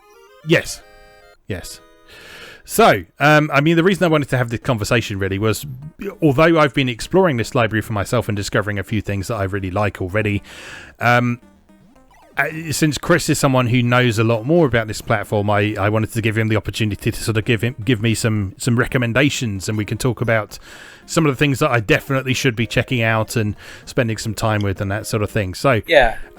I know you've got substantial notes ready to go, so take it away, I guess. Yeah, I started trying to prepare notes for this conversation. Realized I was about 2.5 pages deep of single-spaced notes and had only talked about maybe 6 games. Realized there's like 50 games on this thing, and I was like, I better just take a more casual, measured approach. So, like, I've really been looking forward to this conversation because, I really want to hear some of your thoughts, too, like coming to the system with fresh eyes. The PC Engine or Turbografx, I will always refer to it as the PC Engine, because primarily my exposure to it has been on the Japanese side of things. I've never been like a TurboGrafx guy.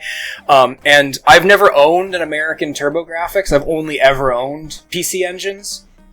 And the system itself is region locked on the cards. So the CD system is not, but a American TurboGrafx and a Japanese PC Engine, the Hue cards, for those who don't know, the games for this system are on little cards, almost like credit cards. They're not on a traditional cartridge. They're called HU cards, HU. That is because the Turbografx-16 Engine is technically Hudson Soft's system. Yeah. The PC Engine was published by NEC, which is a Japanese computer component company that's quite well known, especially in Japan, and a little bit lesser known outside of Japan. But the system architecture itself was designed by Hudson. Yeah. So this is almost like if Capcom had decided to make a system. Well, Capcom did decide to make a system, didn't they? You remember that? Remember the arcade joystick? Oh God! Yeah, let's not discuss.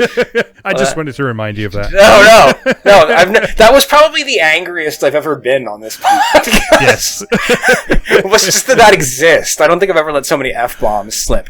But yeah, so it's important to understand when you think about the PC Engine that this is Hudson's system. Yeah. So it's like deep with Hudson properties. Specifically, there's a ton of Bomberman on the PC Engine, which is awesome. But the PC Engine is, aesthetically speaking, probably my second favorite system of all time. Like second only to the Neo Geo.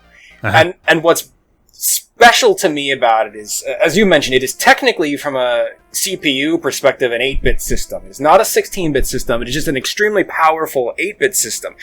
I don't like to get too much into technical stuff, but it's important to remember that the original NES, the Famicom, was only capable of displaying simultaneously on screen 25 colors at once. Mm-hmm. The PC Engine is capable of displaying up to 482 colors at once simultaneously on the screen. Yeah.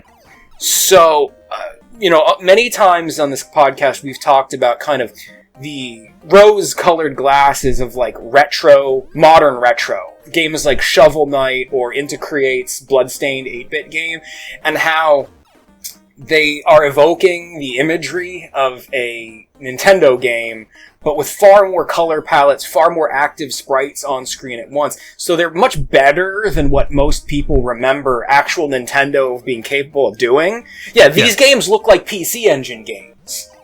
This is what PC Engine games were like. Just Nintendo Plus.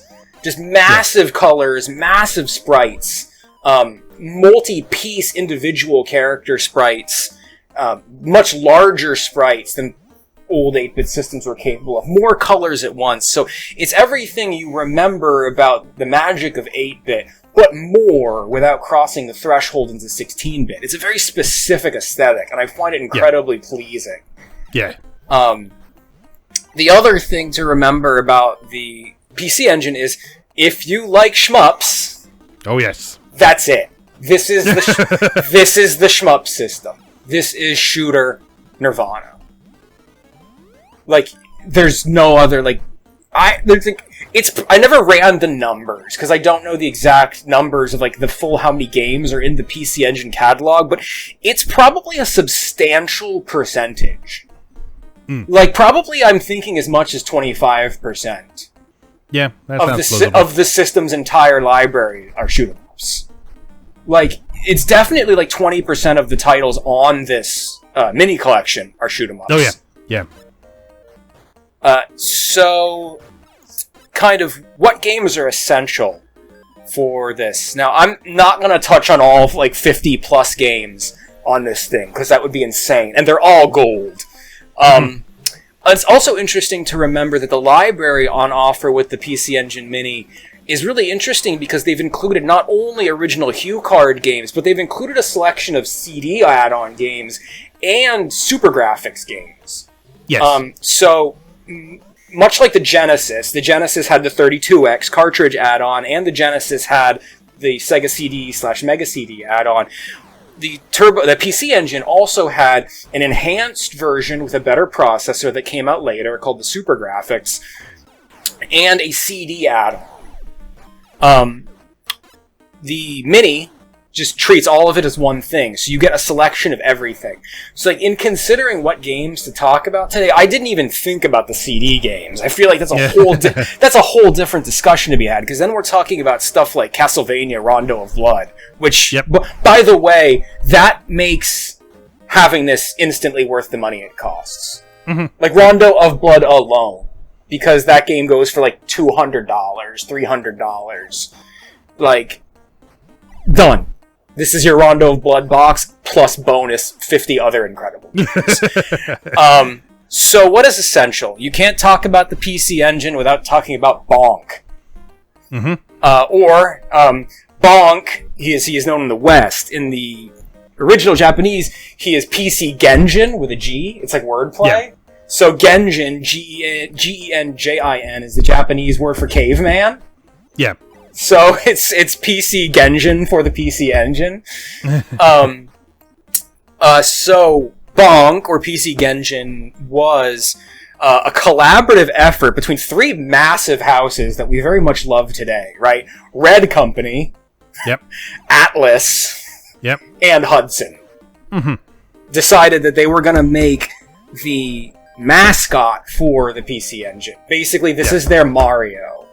So Bonk is a little caveman with a giant head, and he hits things with his head. So it's cool. It's got a unique identity. It's got the caveman prehistoric identity. You're fighting dinosaurs, the goofy, cartoony dinosaurs. It's super cute. I never had a PC Engine as a kid, but like when I would see commercials, I was obsessed with Bonk because I love dinosaurs.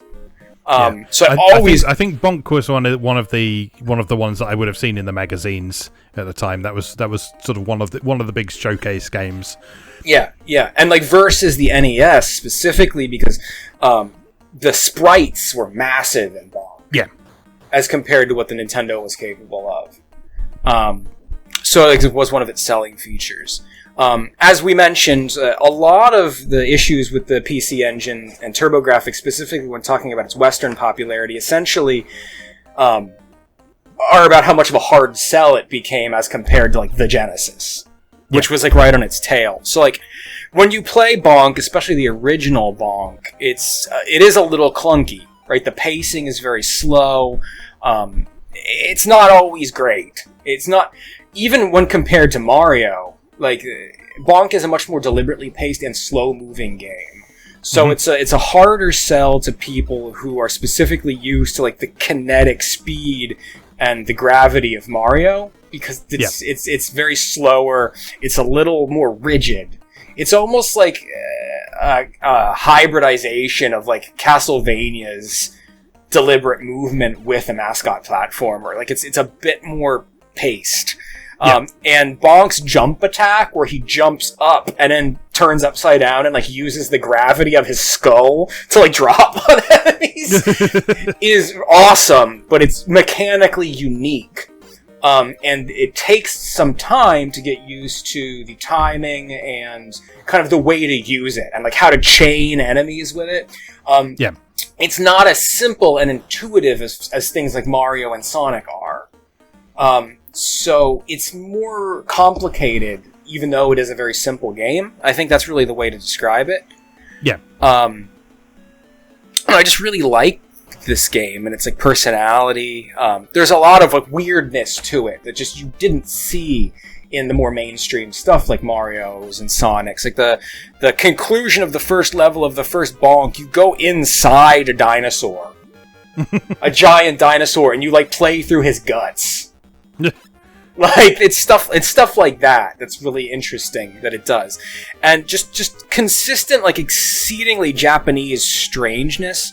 Like the second game introduced something that would be a hallmark of the series later, spinning off into the third game and the shooter that's part of the Bonk universe, which is like weird transformations that like straight up change Bonk's appearance. So like you can become like cute Bonk, where he gets like sexy anime eyes with like eyelashes, and then he like shoots, like he like blows kisses for like a projectile attack. And it's like stuff like that like really defines Bonk. Like this strange silliness. And because the PC Engine was so much more technologically capable than Nintendo, it could do this. Like power-ups that straight up changed the entire appearance of the character, essentially making him a different sprite. Like stuff like that wasn't common on the Nintendo. You would get maybe a color shift, Like, think about Mario and the Fire Flower, where it just changed his colors and capabilities. But, like, in Bonk, like, if you want to get, like, the flamethrower attack changes the Bonk's head. He gets, like, 2 lumps in his skull, and he has a head that looks like a butt. And, like, an angry, and, like, an angry face. Like, this kind of stuff. I think Bonk 3 had a power-up where you became gigantic. Like, filled up, like, half the screen and, like, crushed stuff, which Mario would later co-op in, like, the Wii versions of Mario, like, the way later versions of Mario. So, it's really interesting just to see the weirdness and the specific personality. And, like, Bonk is a game that really endears itself to people like me who are really interested in exploring and thinking about pixel art as an art form specifically, because there's a ton of personality in the animations. Like, like things like Bonk's death animation, where he, like, falls over on his back and, like, foams at the mouth. It's just... there's a ton of, like, love for, like, animation as a practice. Like, loving, like, Looney Tunes goofiness, and, like, putting that into a side-scroller. Which really just pumps these games with personality. Yeah. So I highly would encourage checking out anything that's remotely Bonk-related. So you get... Bonk 1 and 2, but not 3 for some reason. Yeah. But you also get Air Zonk, which is the side-scrolling shoot 'em up set in the Bonk universe. Yeah. Which is also really interesting, just like hectic and fun, and like takes a lot of what I was just talking about that makes Bonk so interesting and translates it into horizontal shoot 'em up. So like the power-ups you get radically transform Bonk into a different sprite that then changes his abilities and like shot patterns. Yeah. Like based on what you pick up and what friends you take with you. You like pick different options to join you when you play the game that are all like goofy, cartoony characters, and those influence because you merge with them. And like, so which character you merge with changes Bonk's transformation. So, like, there's an adorable, like, cow robot, and then when you fuse with it, like, Bonk turns into, like, a sexy lady with, like, giant missile boobs that, like, launch and, like, explode with, like, milk splatters. Like, it's goddamn hilarious. Yeah, it's just, that's, like, the one that I always remember. There's, like, one where he, like, throws boomerangs and stuff. Just goofy and fun and like full of like irreverent love of just like silly character design and animation. So like, cannot recommend Bonk enough. So yeah, have you fiddled with Bonk at all yet? No, those are some of the ones that at the time of recording I haven't actually tried any of those just yet. So yes, that's I know what's on my list after we're done here. yeah. Oh, it should be. It's so much fun. Let's see, what else did I think was kind of essential? Arguably, Splatterhouse is the best home version of Splatterhouse ever. Is the a PC engine / turbo version of Splatterhouse. Yeah, no question about it. Trying to think here. Military Madness. I know you're not a huge turn-based military strategy guy, but Military Madness, or Nectaris is the Japanese name for it, is unique because it's like a hex-based military strategy game, like set on the moon, with like some sci-fi, like a sci-fi flavor to it.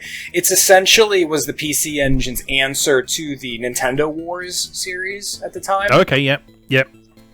So that's a lot of fun to play if you just like hardcore strategy, turn-based strategy. Are you familiar with JJ and Jeff? I'm sure I've read something about this somewhere, but I can't remember the details of it. Wasn't it like it was like the original Japanese version was like a Japanese comedy duo or something, wasn't it? Yes, I think. Yes. So this is a really interesting one to talk about because it's a very early example of like something we never talk about here because we both kind of have the same feeling about it. Is like we don't like to become part of like the censorship talks. Yeah. Right, but like talking about game censorship and game alterations in the 80s and 90s, it was a very different kind of discussion. Because it was just fascinating from a historical perspective to think of things like taking the crosses out of Castlevania and Ghouls and Ghosts and stuff like that. But like JJ and Jeff is really curious because JJ and Jeff is the Western version of a game, which in Japan was Kato-chan and Ken-chan. Kato-chan and Ken-chan was based on this comedy duo that was really famous in Japan at the time, which is also, they would do home movies and like make fun of them. Kato-chan and Ken-chan's show was the basis for what would become America's Funniest Home Videos. Oh, okay. Yeah. It was the inspiration for America's Funniest Home Videos with Bob Saget in the US. So the entire point of Kato-chan and Ken-chan, which would later become JJ and Jeff, was that it's a pretty shitty side scroller. Like it's not a very good game. It's not very fun to play, but it is bizarre, and specifically, it is full of stupid toilet humor. Yes. So, like, in Kato-chan and Ken-chan, the first enemy you encounter is a guy pissing on a light pole. Like, with his back to the camera, and, like, he's doing, like, a goofy, like, squat dance to, like, the rhythm of the music, and you just see the stream of pee coming down in between his legs. And, like, you kick him, and he's just like, oh no! And he, like, flies off the screen, and you, like, get points. Like, that's the type of stuff that's in Kato-chan and Ken-chan. Like, the birds poop, and it's, like, a little, like, classic, like, Japanese, like, swirly poop. Yeah. And, like, if you hold down and press the attack button, you, like, wince and, like, fart. and, like, a little brown, like, gas cloud comes out, and, like, that's an attack. So, like, Kato-chan and Ken-chan is, like, about this stupid toilet humor. Like, that's what defines it as a game. Yeah. So, like, when they made JJ and Jeff, they, like, cut the majority of that shit out. So, like, what you're just left with is, like, and they edited the sprites to make them look like not Japanese men. Yes. Like, so, like, you have these just weird men that you don't care about. These weird, like, semi-realistic looking men. You don't care about them. You don't know who they are. In just, like, a bad side-scroller that doesn't make sense. And the thing that defines the game, which is, like, being able to fart on people and, like, kick guys who are peeing, like, is gone.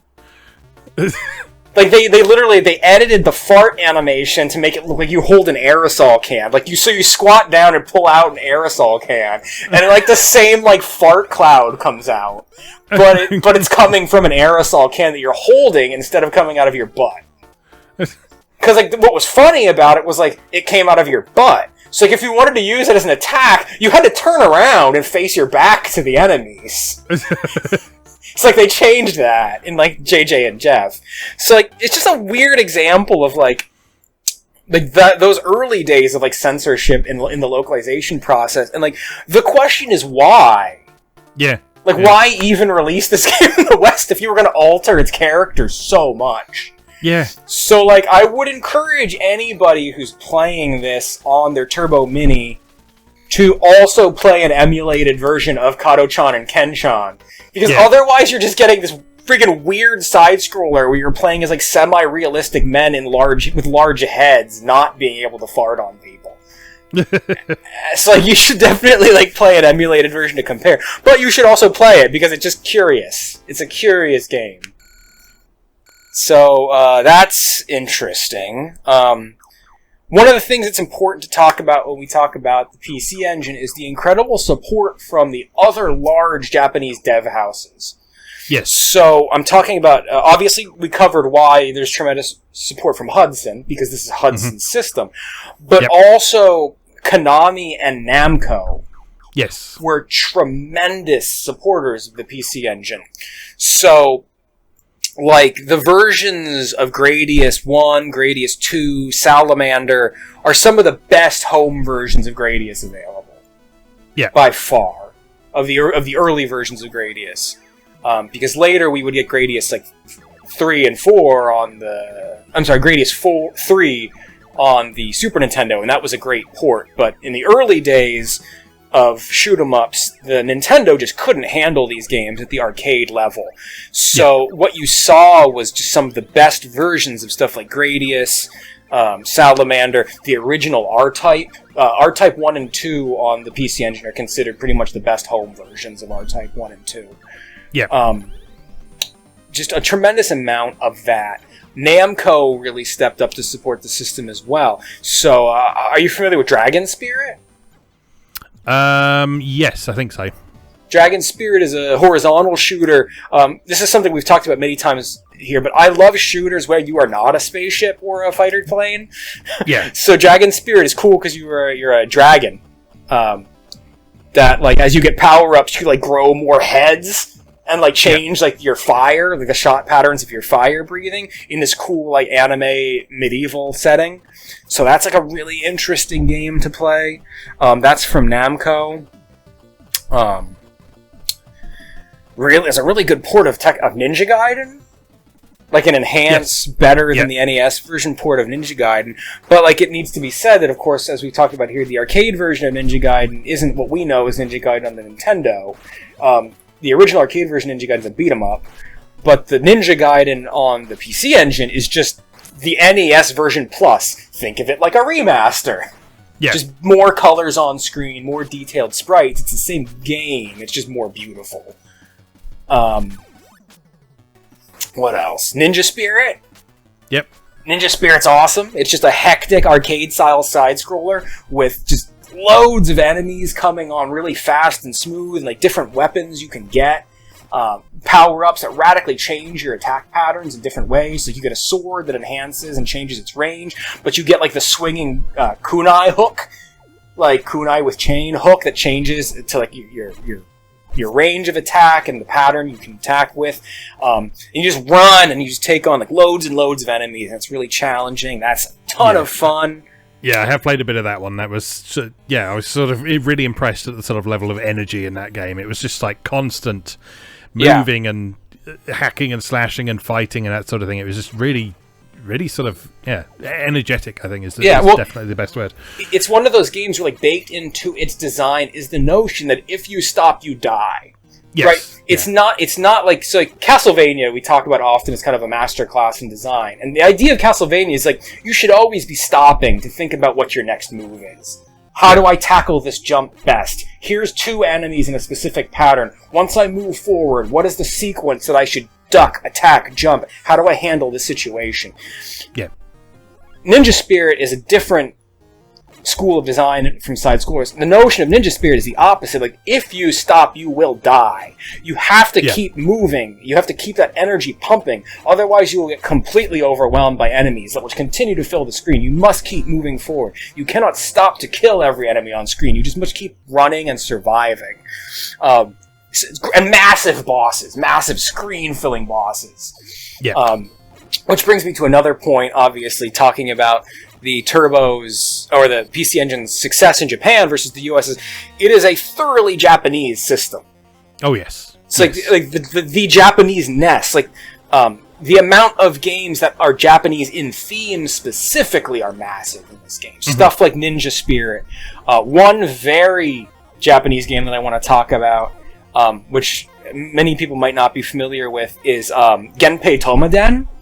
Mm-hmm. Are you familiar with Genpei Tomaden? So, I don't think so, no. Okay, so Genpei Tomaden is, I believe, a Namco property. I think so because the main character from Genpei Tomaden also appears in the Namco Cross Capcom strategy RPG series. I'm sure you've seen him before. He's like a samurai ghost with like a white face and like this huge mane of like red hair. Like, he's visually distinct, and he's around a lot in, like, Namco historical stuff. Yeah. And he has his origins on the PC Engine. So, I believe the game is called, on the PC Engine Mini, they called it by a name that would be ported later as, which was the Genji and Heike clans. Oh, yes. Yeah, I played a little bit of that last night and was thoroughly confused. Yes. So Genji and Heike clans is actually Genpei Tomaden, which I think there's an NES version too, but obviously the PC Engine version is better. Yeah. Is just the most Japanese game ever. Yeah. Like, so the Genji and Heike clans is the first game, Genpei Tomaden. The second game... the second Genpei Tomaden Kanani, was localized in the West as Samurai Ghost. Mm-hmm. But the original one is very curious because it plays... It's like 3 games.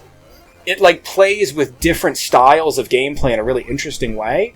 So like level 1, you start the game, and it's very much like I was just talking about with Ninja Spirit. It's the type of, you must keep running to survive. You have to keep moving, or you will be immediately overwhelmed by enemies. You just have to keep running and dodging. You can't focus on killing every enemy. You just have to survive.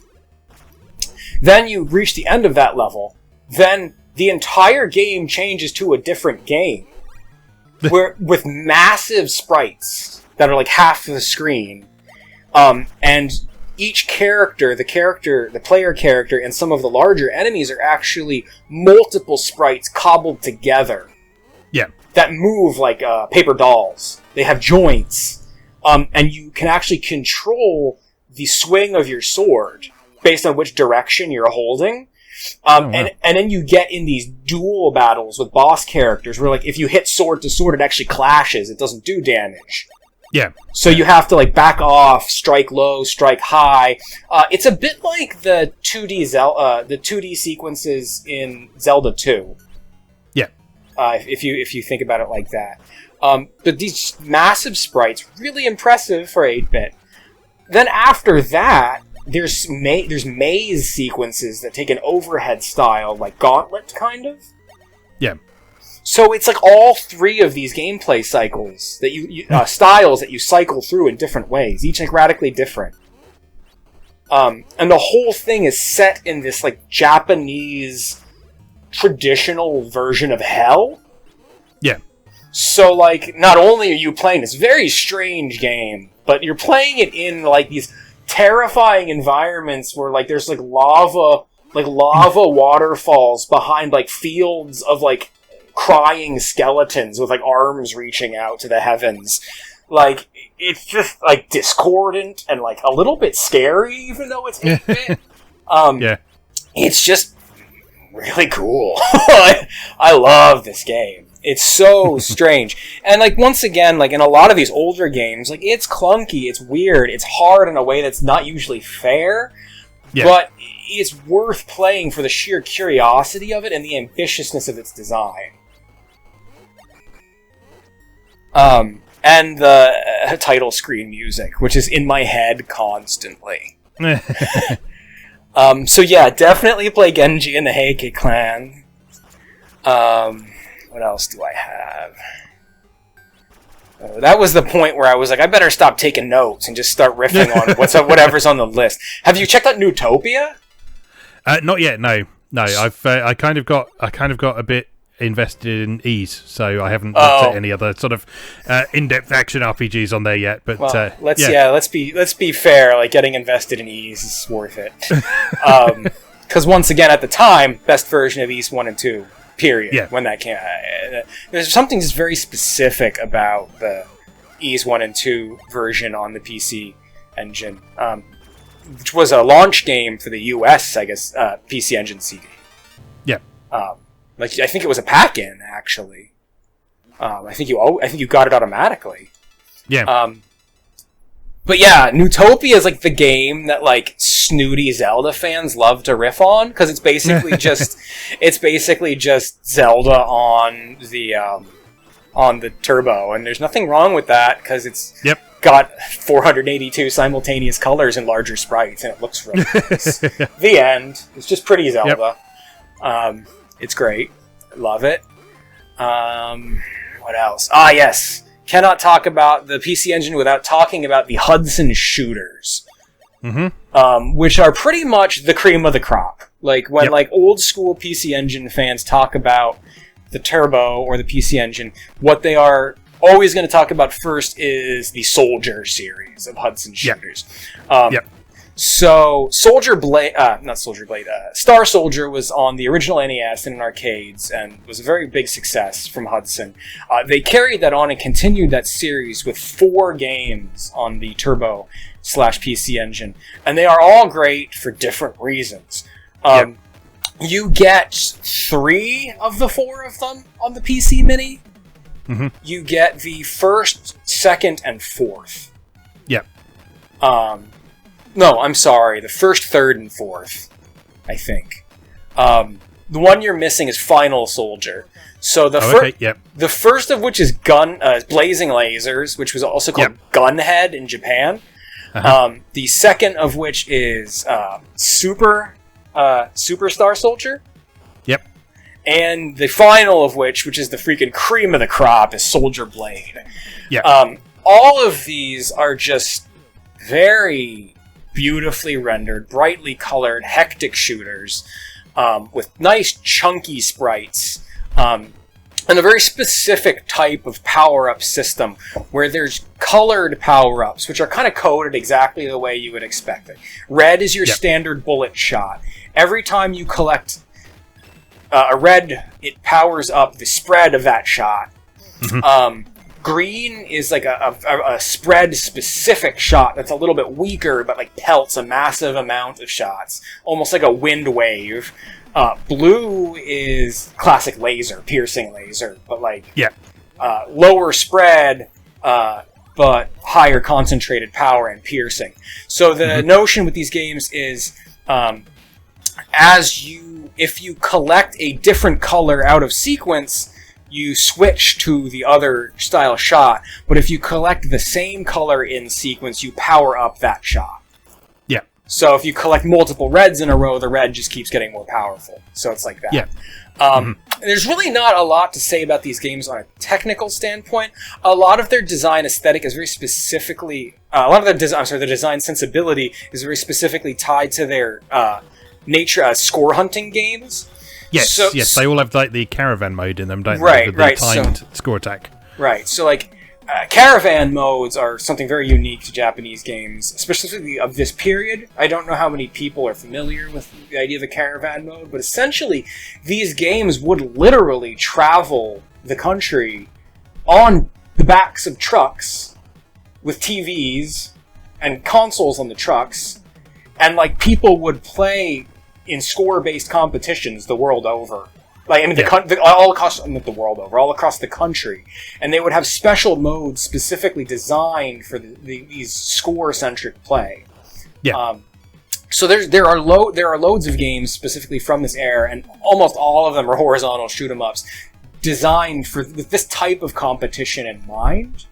And these games are a tremendous part of that whole culture. Obviously, the world of online play has destroyed that, understandably so. But this was how we competed for. This is how they competed for score and like notoriety in Japan in the early '90s. Was games with caravan modes. Quite a few of the Arcade Archive series on the modern platforms have like a virtual caravan mode with their own leaderboards now as well. So it's still sort of a thing, but without the actual sort of caravan aspect. Right, but like that's where the term comes from. The term caravan comes from the fact that these games would literally travel on the backs of trucks, which is awesome. What else? China Warrior is really cool.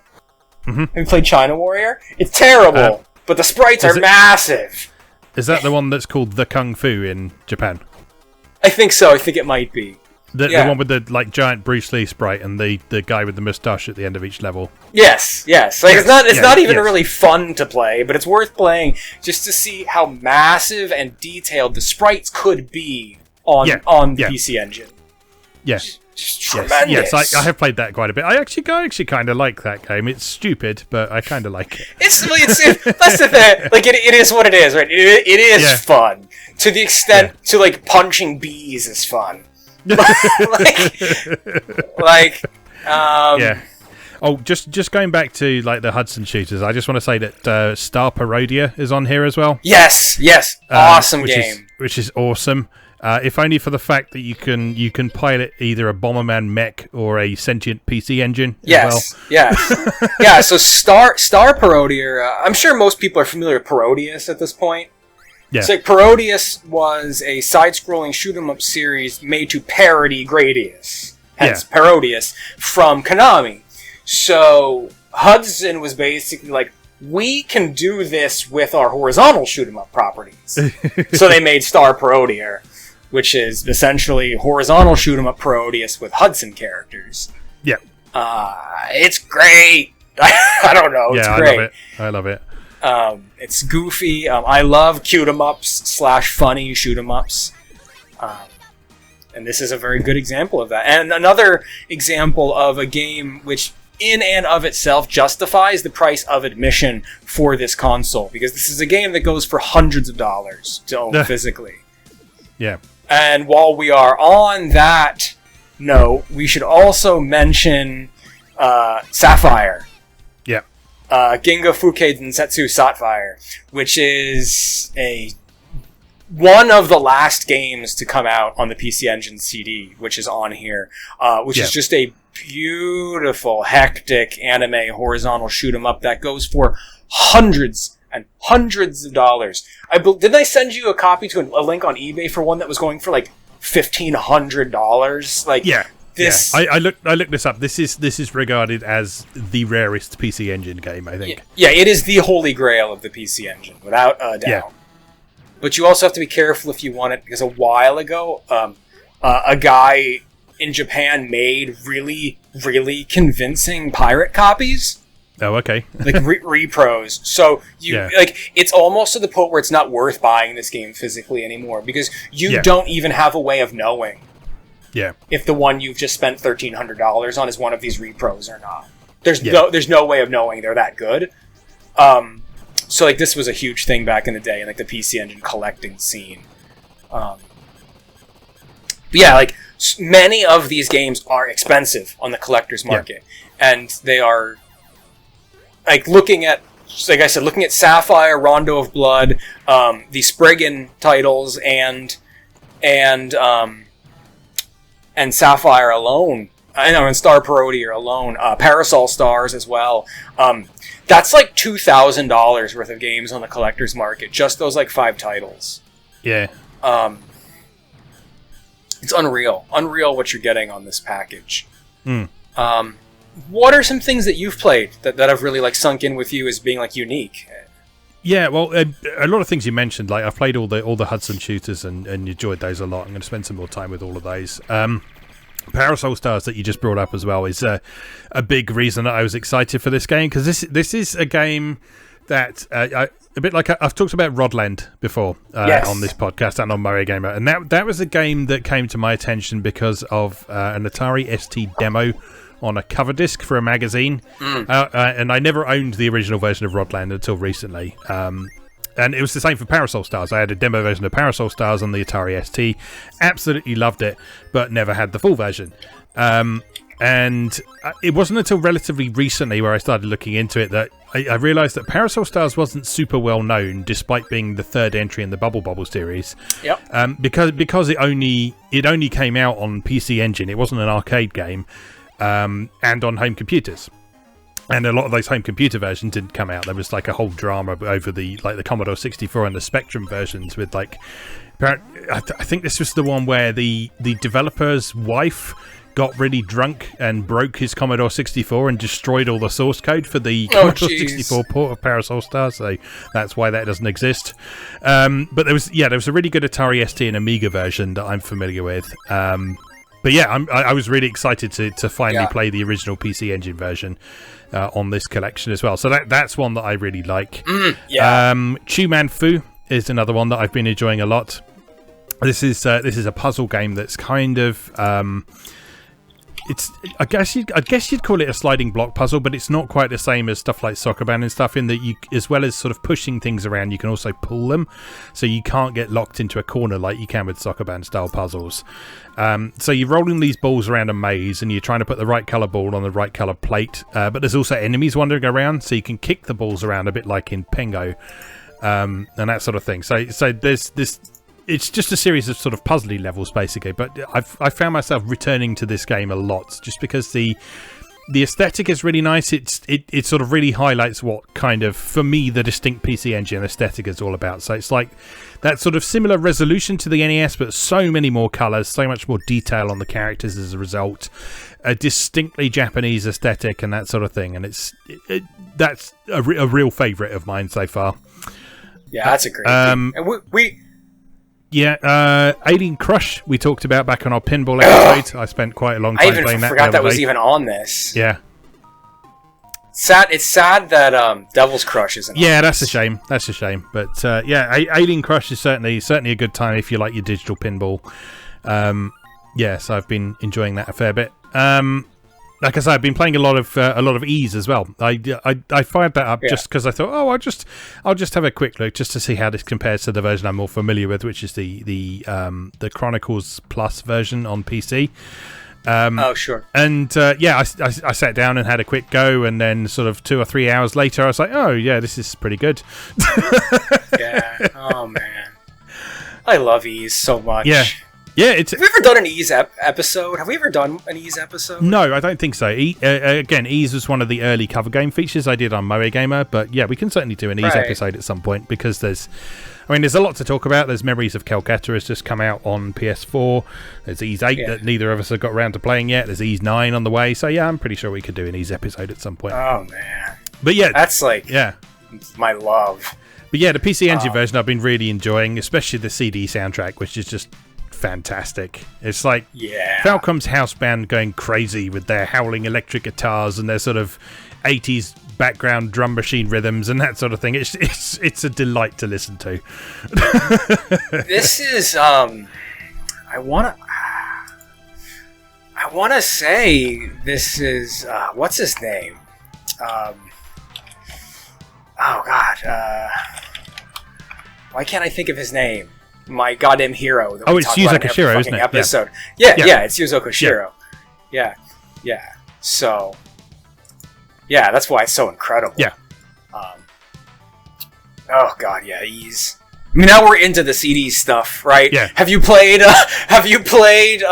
Lords of Thunder? I haven't yet, actually. I've been sort of saving that one because I thought, yes, I remember you talking about this one. And I remember watching some video and just the face melting guitars and the whole metal thing going on with it. I've been kind of saving that one.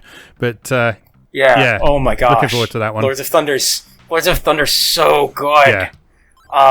It's just everything. It's just a lot. it's just like blaring heavy metal, and you're a dude in armor, and you have a melee attack, and you can. It's one of those cool games where you can play the levels in any sequence. Yes. Yeah. But it's like Mega Man style. So like when you beat the water level, you get the water attack. So then you go to the fire level with the water attack, and then the fire level becomes easier. Yeah. Like and there's a shop, like Fantasy Zone style? Yeah. Wait, Fantasy Zone is also on this, isn't it? Yes, Fantasy Zone is on here. So you get Fantasy Zone and you get Space Harrier. Yeah, and Galaga 88 and there's a bunch of really great stuff. Oh, Super Darius as well. I might buy this. I've been pretty dead set against these mini consoles for a while, but this is like shmup heaven. Yeah. Yep. Kadash. Have you played Kadash? A little bit, yeah. That's fun. Class-based side-scroller with light RPG elements. Yep. Great time. What else did it? Puzzlers. Yeah. Oh, I tried Appare Gateball as well, which I was just curious about, and that is the first and only time I think I've seen a croquet game. Oh yeah, you were telling me about that. I'm not familiar with this one. I've played most of the PC Engine's library in my lifetime, but I don't think I've ever played this one. Yeah. I don't know if I'd call this game good, but it was certainly interesting in that, like I say, I've never seen croquet adapted to a video game before.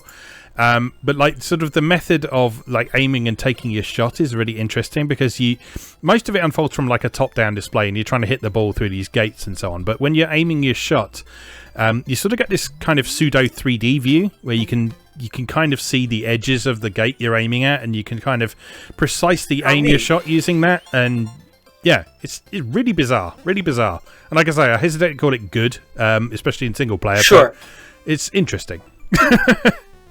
Yeah. I'm trying to only talk about stuff that's on this PC Engine Mini because I very much feel like this episode is about the PC Engine Mini specifically. Yeah. But like one of the things that's most amazing about the PC Engine's library is, as I've said a couple times now, it's very specific Japaneseness. Yeah. So there are many games on the PC Engine that are just so Japanese in the sense that they're exploring sports that are really only popular or extremely popular in Japan. Yeah. Stuff like the croquet, licensed properties that were only popular in Japan.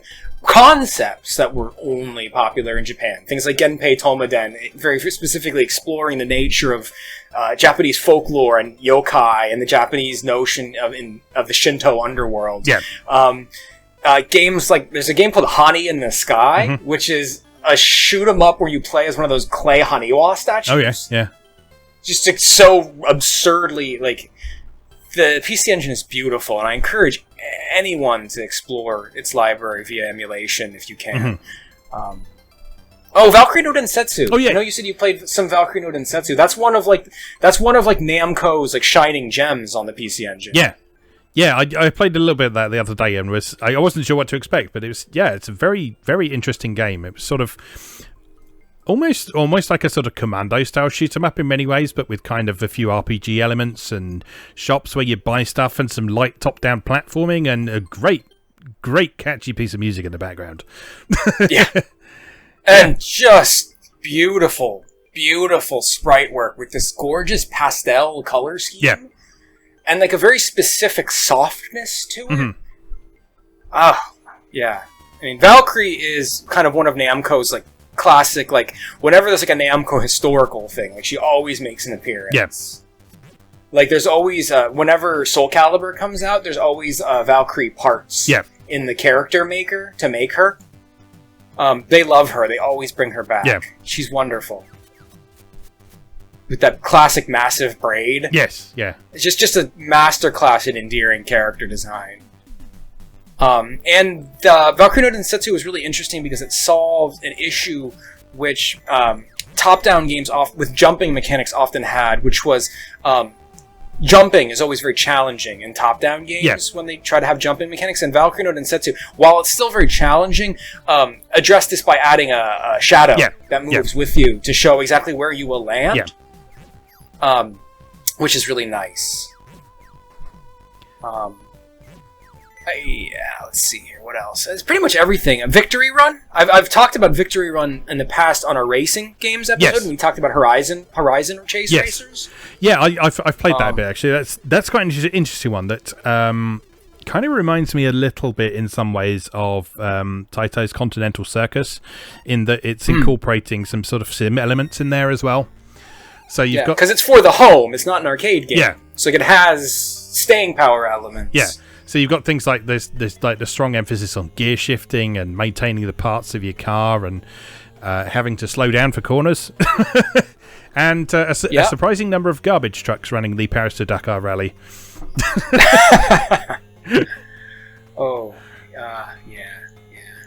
I just keep coming back to the shooters, because every time I look at this list, I recognize another shooter that I haven't paid lip service to. Have you played Aldynes yet? Briefly. I had a brief look at it, but yeah.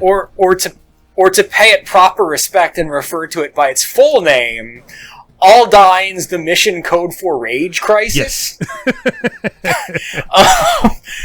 Yes. Aldynes is one of the only well-known games for the enhanced Supergraphics console. Yeah. So, looking at the list here, there's only 2 Supergraphics games on here. Aldynes and the Ghosts and Goblins. Yeah. The enhanced Ghosts and Goblins port. Yeah. Aldynes is just this incredible shooter with a banging soundtrack, and most importantly of all, most impressively for an 8-bit game, a tremendous amount of layers of parallax scrolling. Yeah.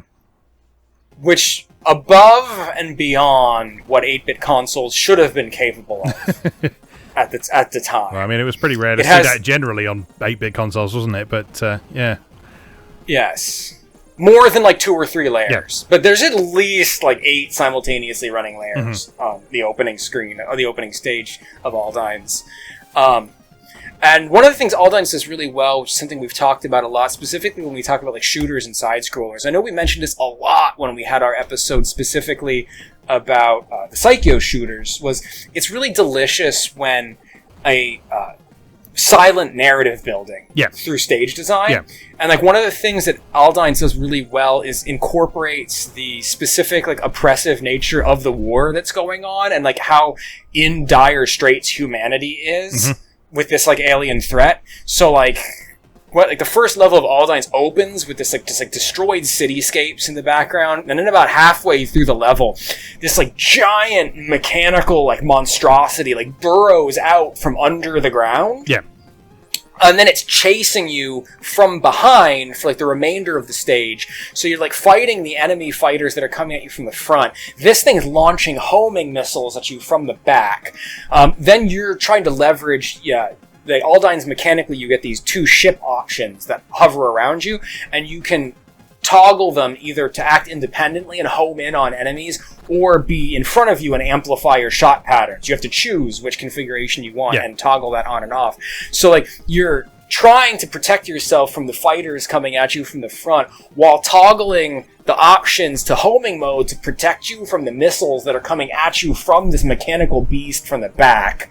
And then you reach the end of the stage. Then the thing pulls in front of you, transforms into this giant chrome Tyrannosaurus Rex that you then fight as the boss. It's made of 20 independently moving sprites. I just I scream at this game. It's so cool. It's just masterclass in shooters. And I love it so much. So much. There weren't many games on the Turbografx. This is one of the few that people really remember. Oh god, just the strength of the library on this thing.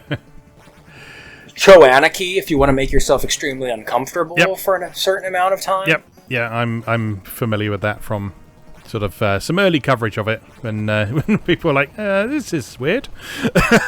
Yeah, so I've actually pretty much talked about almost every game on almost, yeah. I didn't mention Moto Rotor.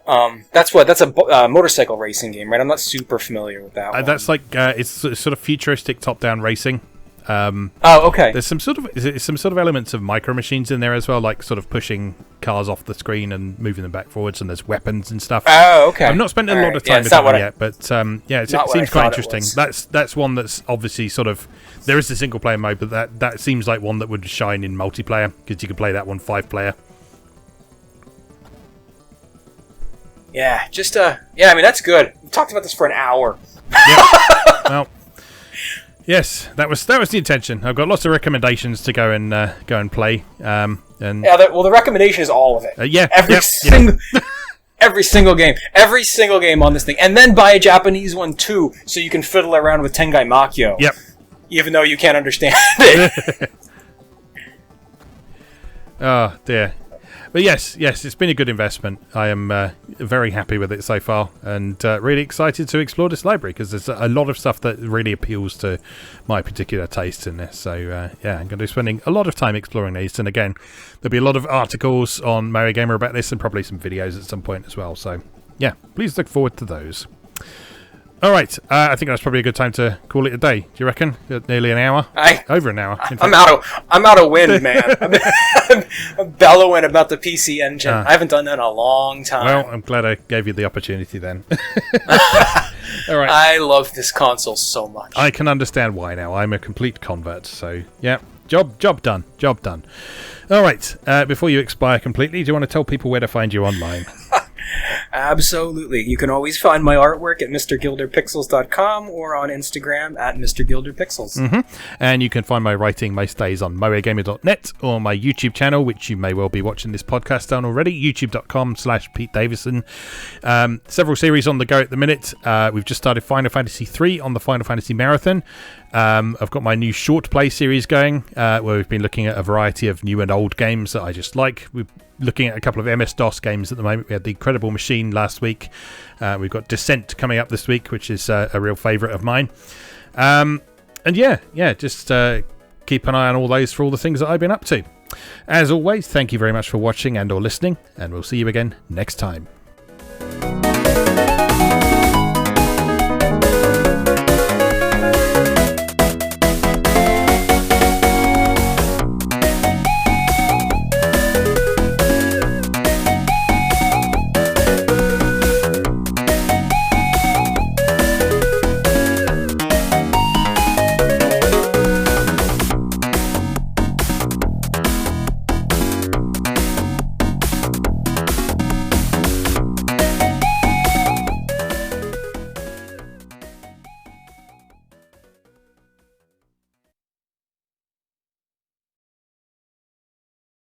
Thanks for watching.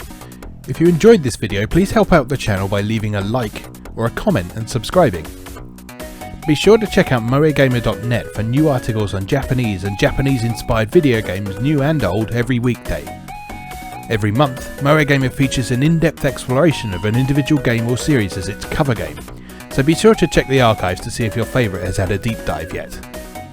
If you'd like to support the site directly, please consider becoming a patron or buy me a coffee. You can find links to do both down in the video description. Thanks again, and I'll see you next time.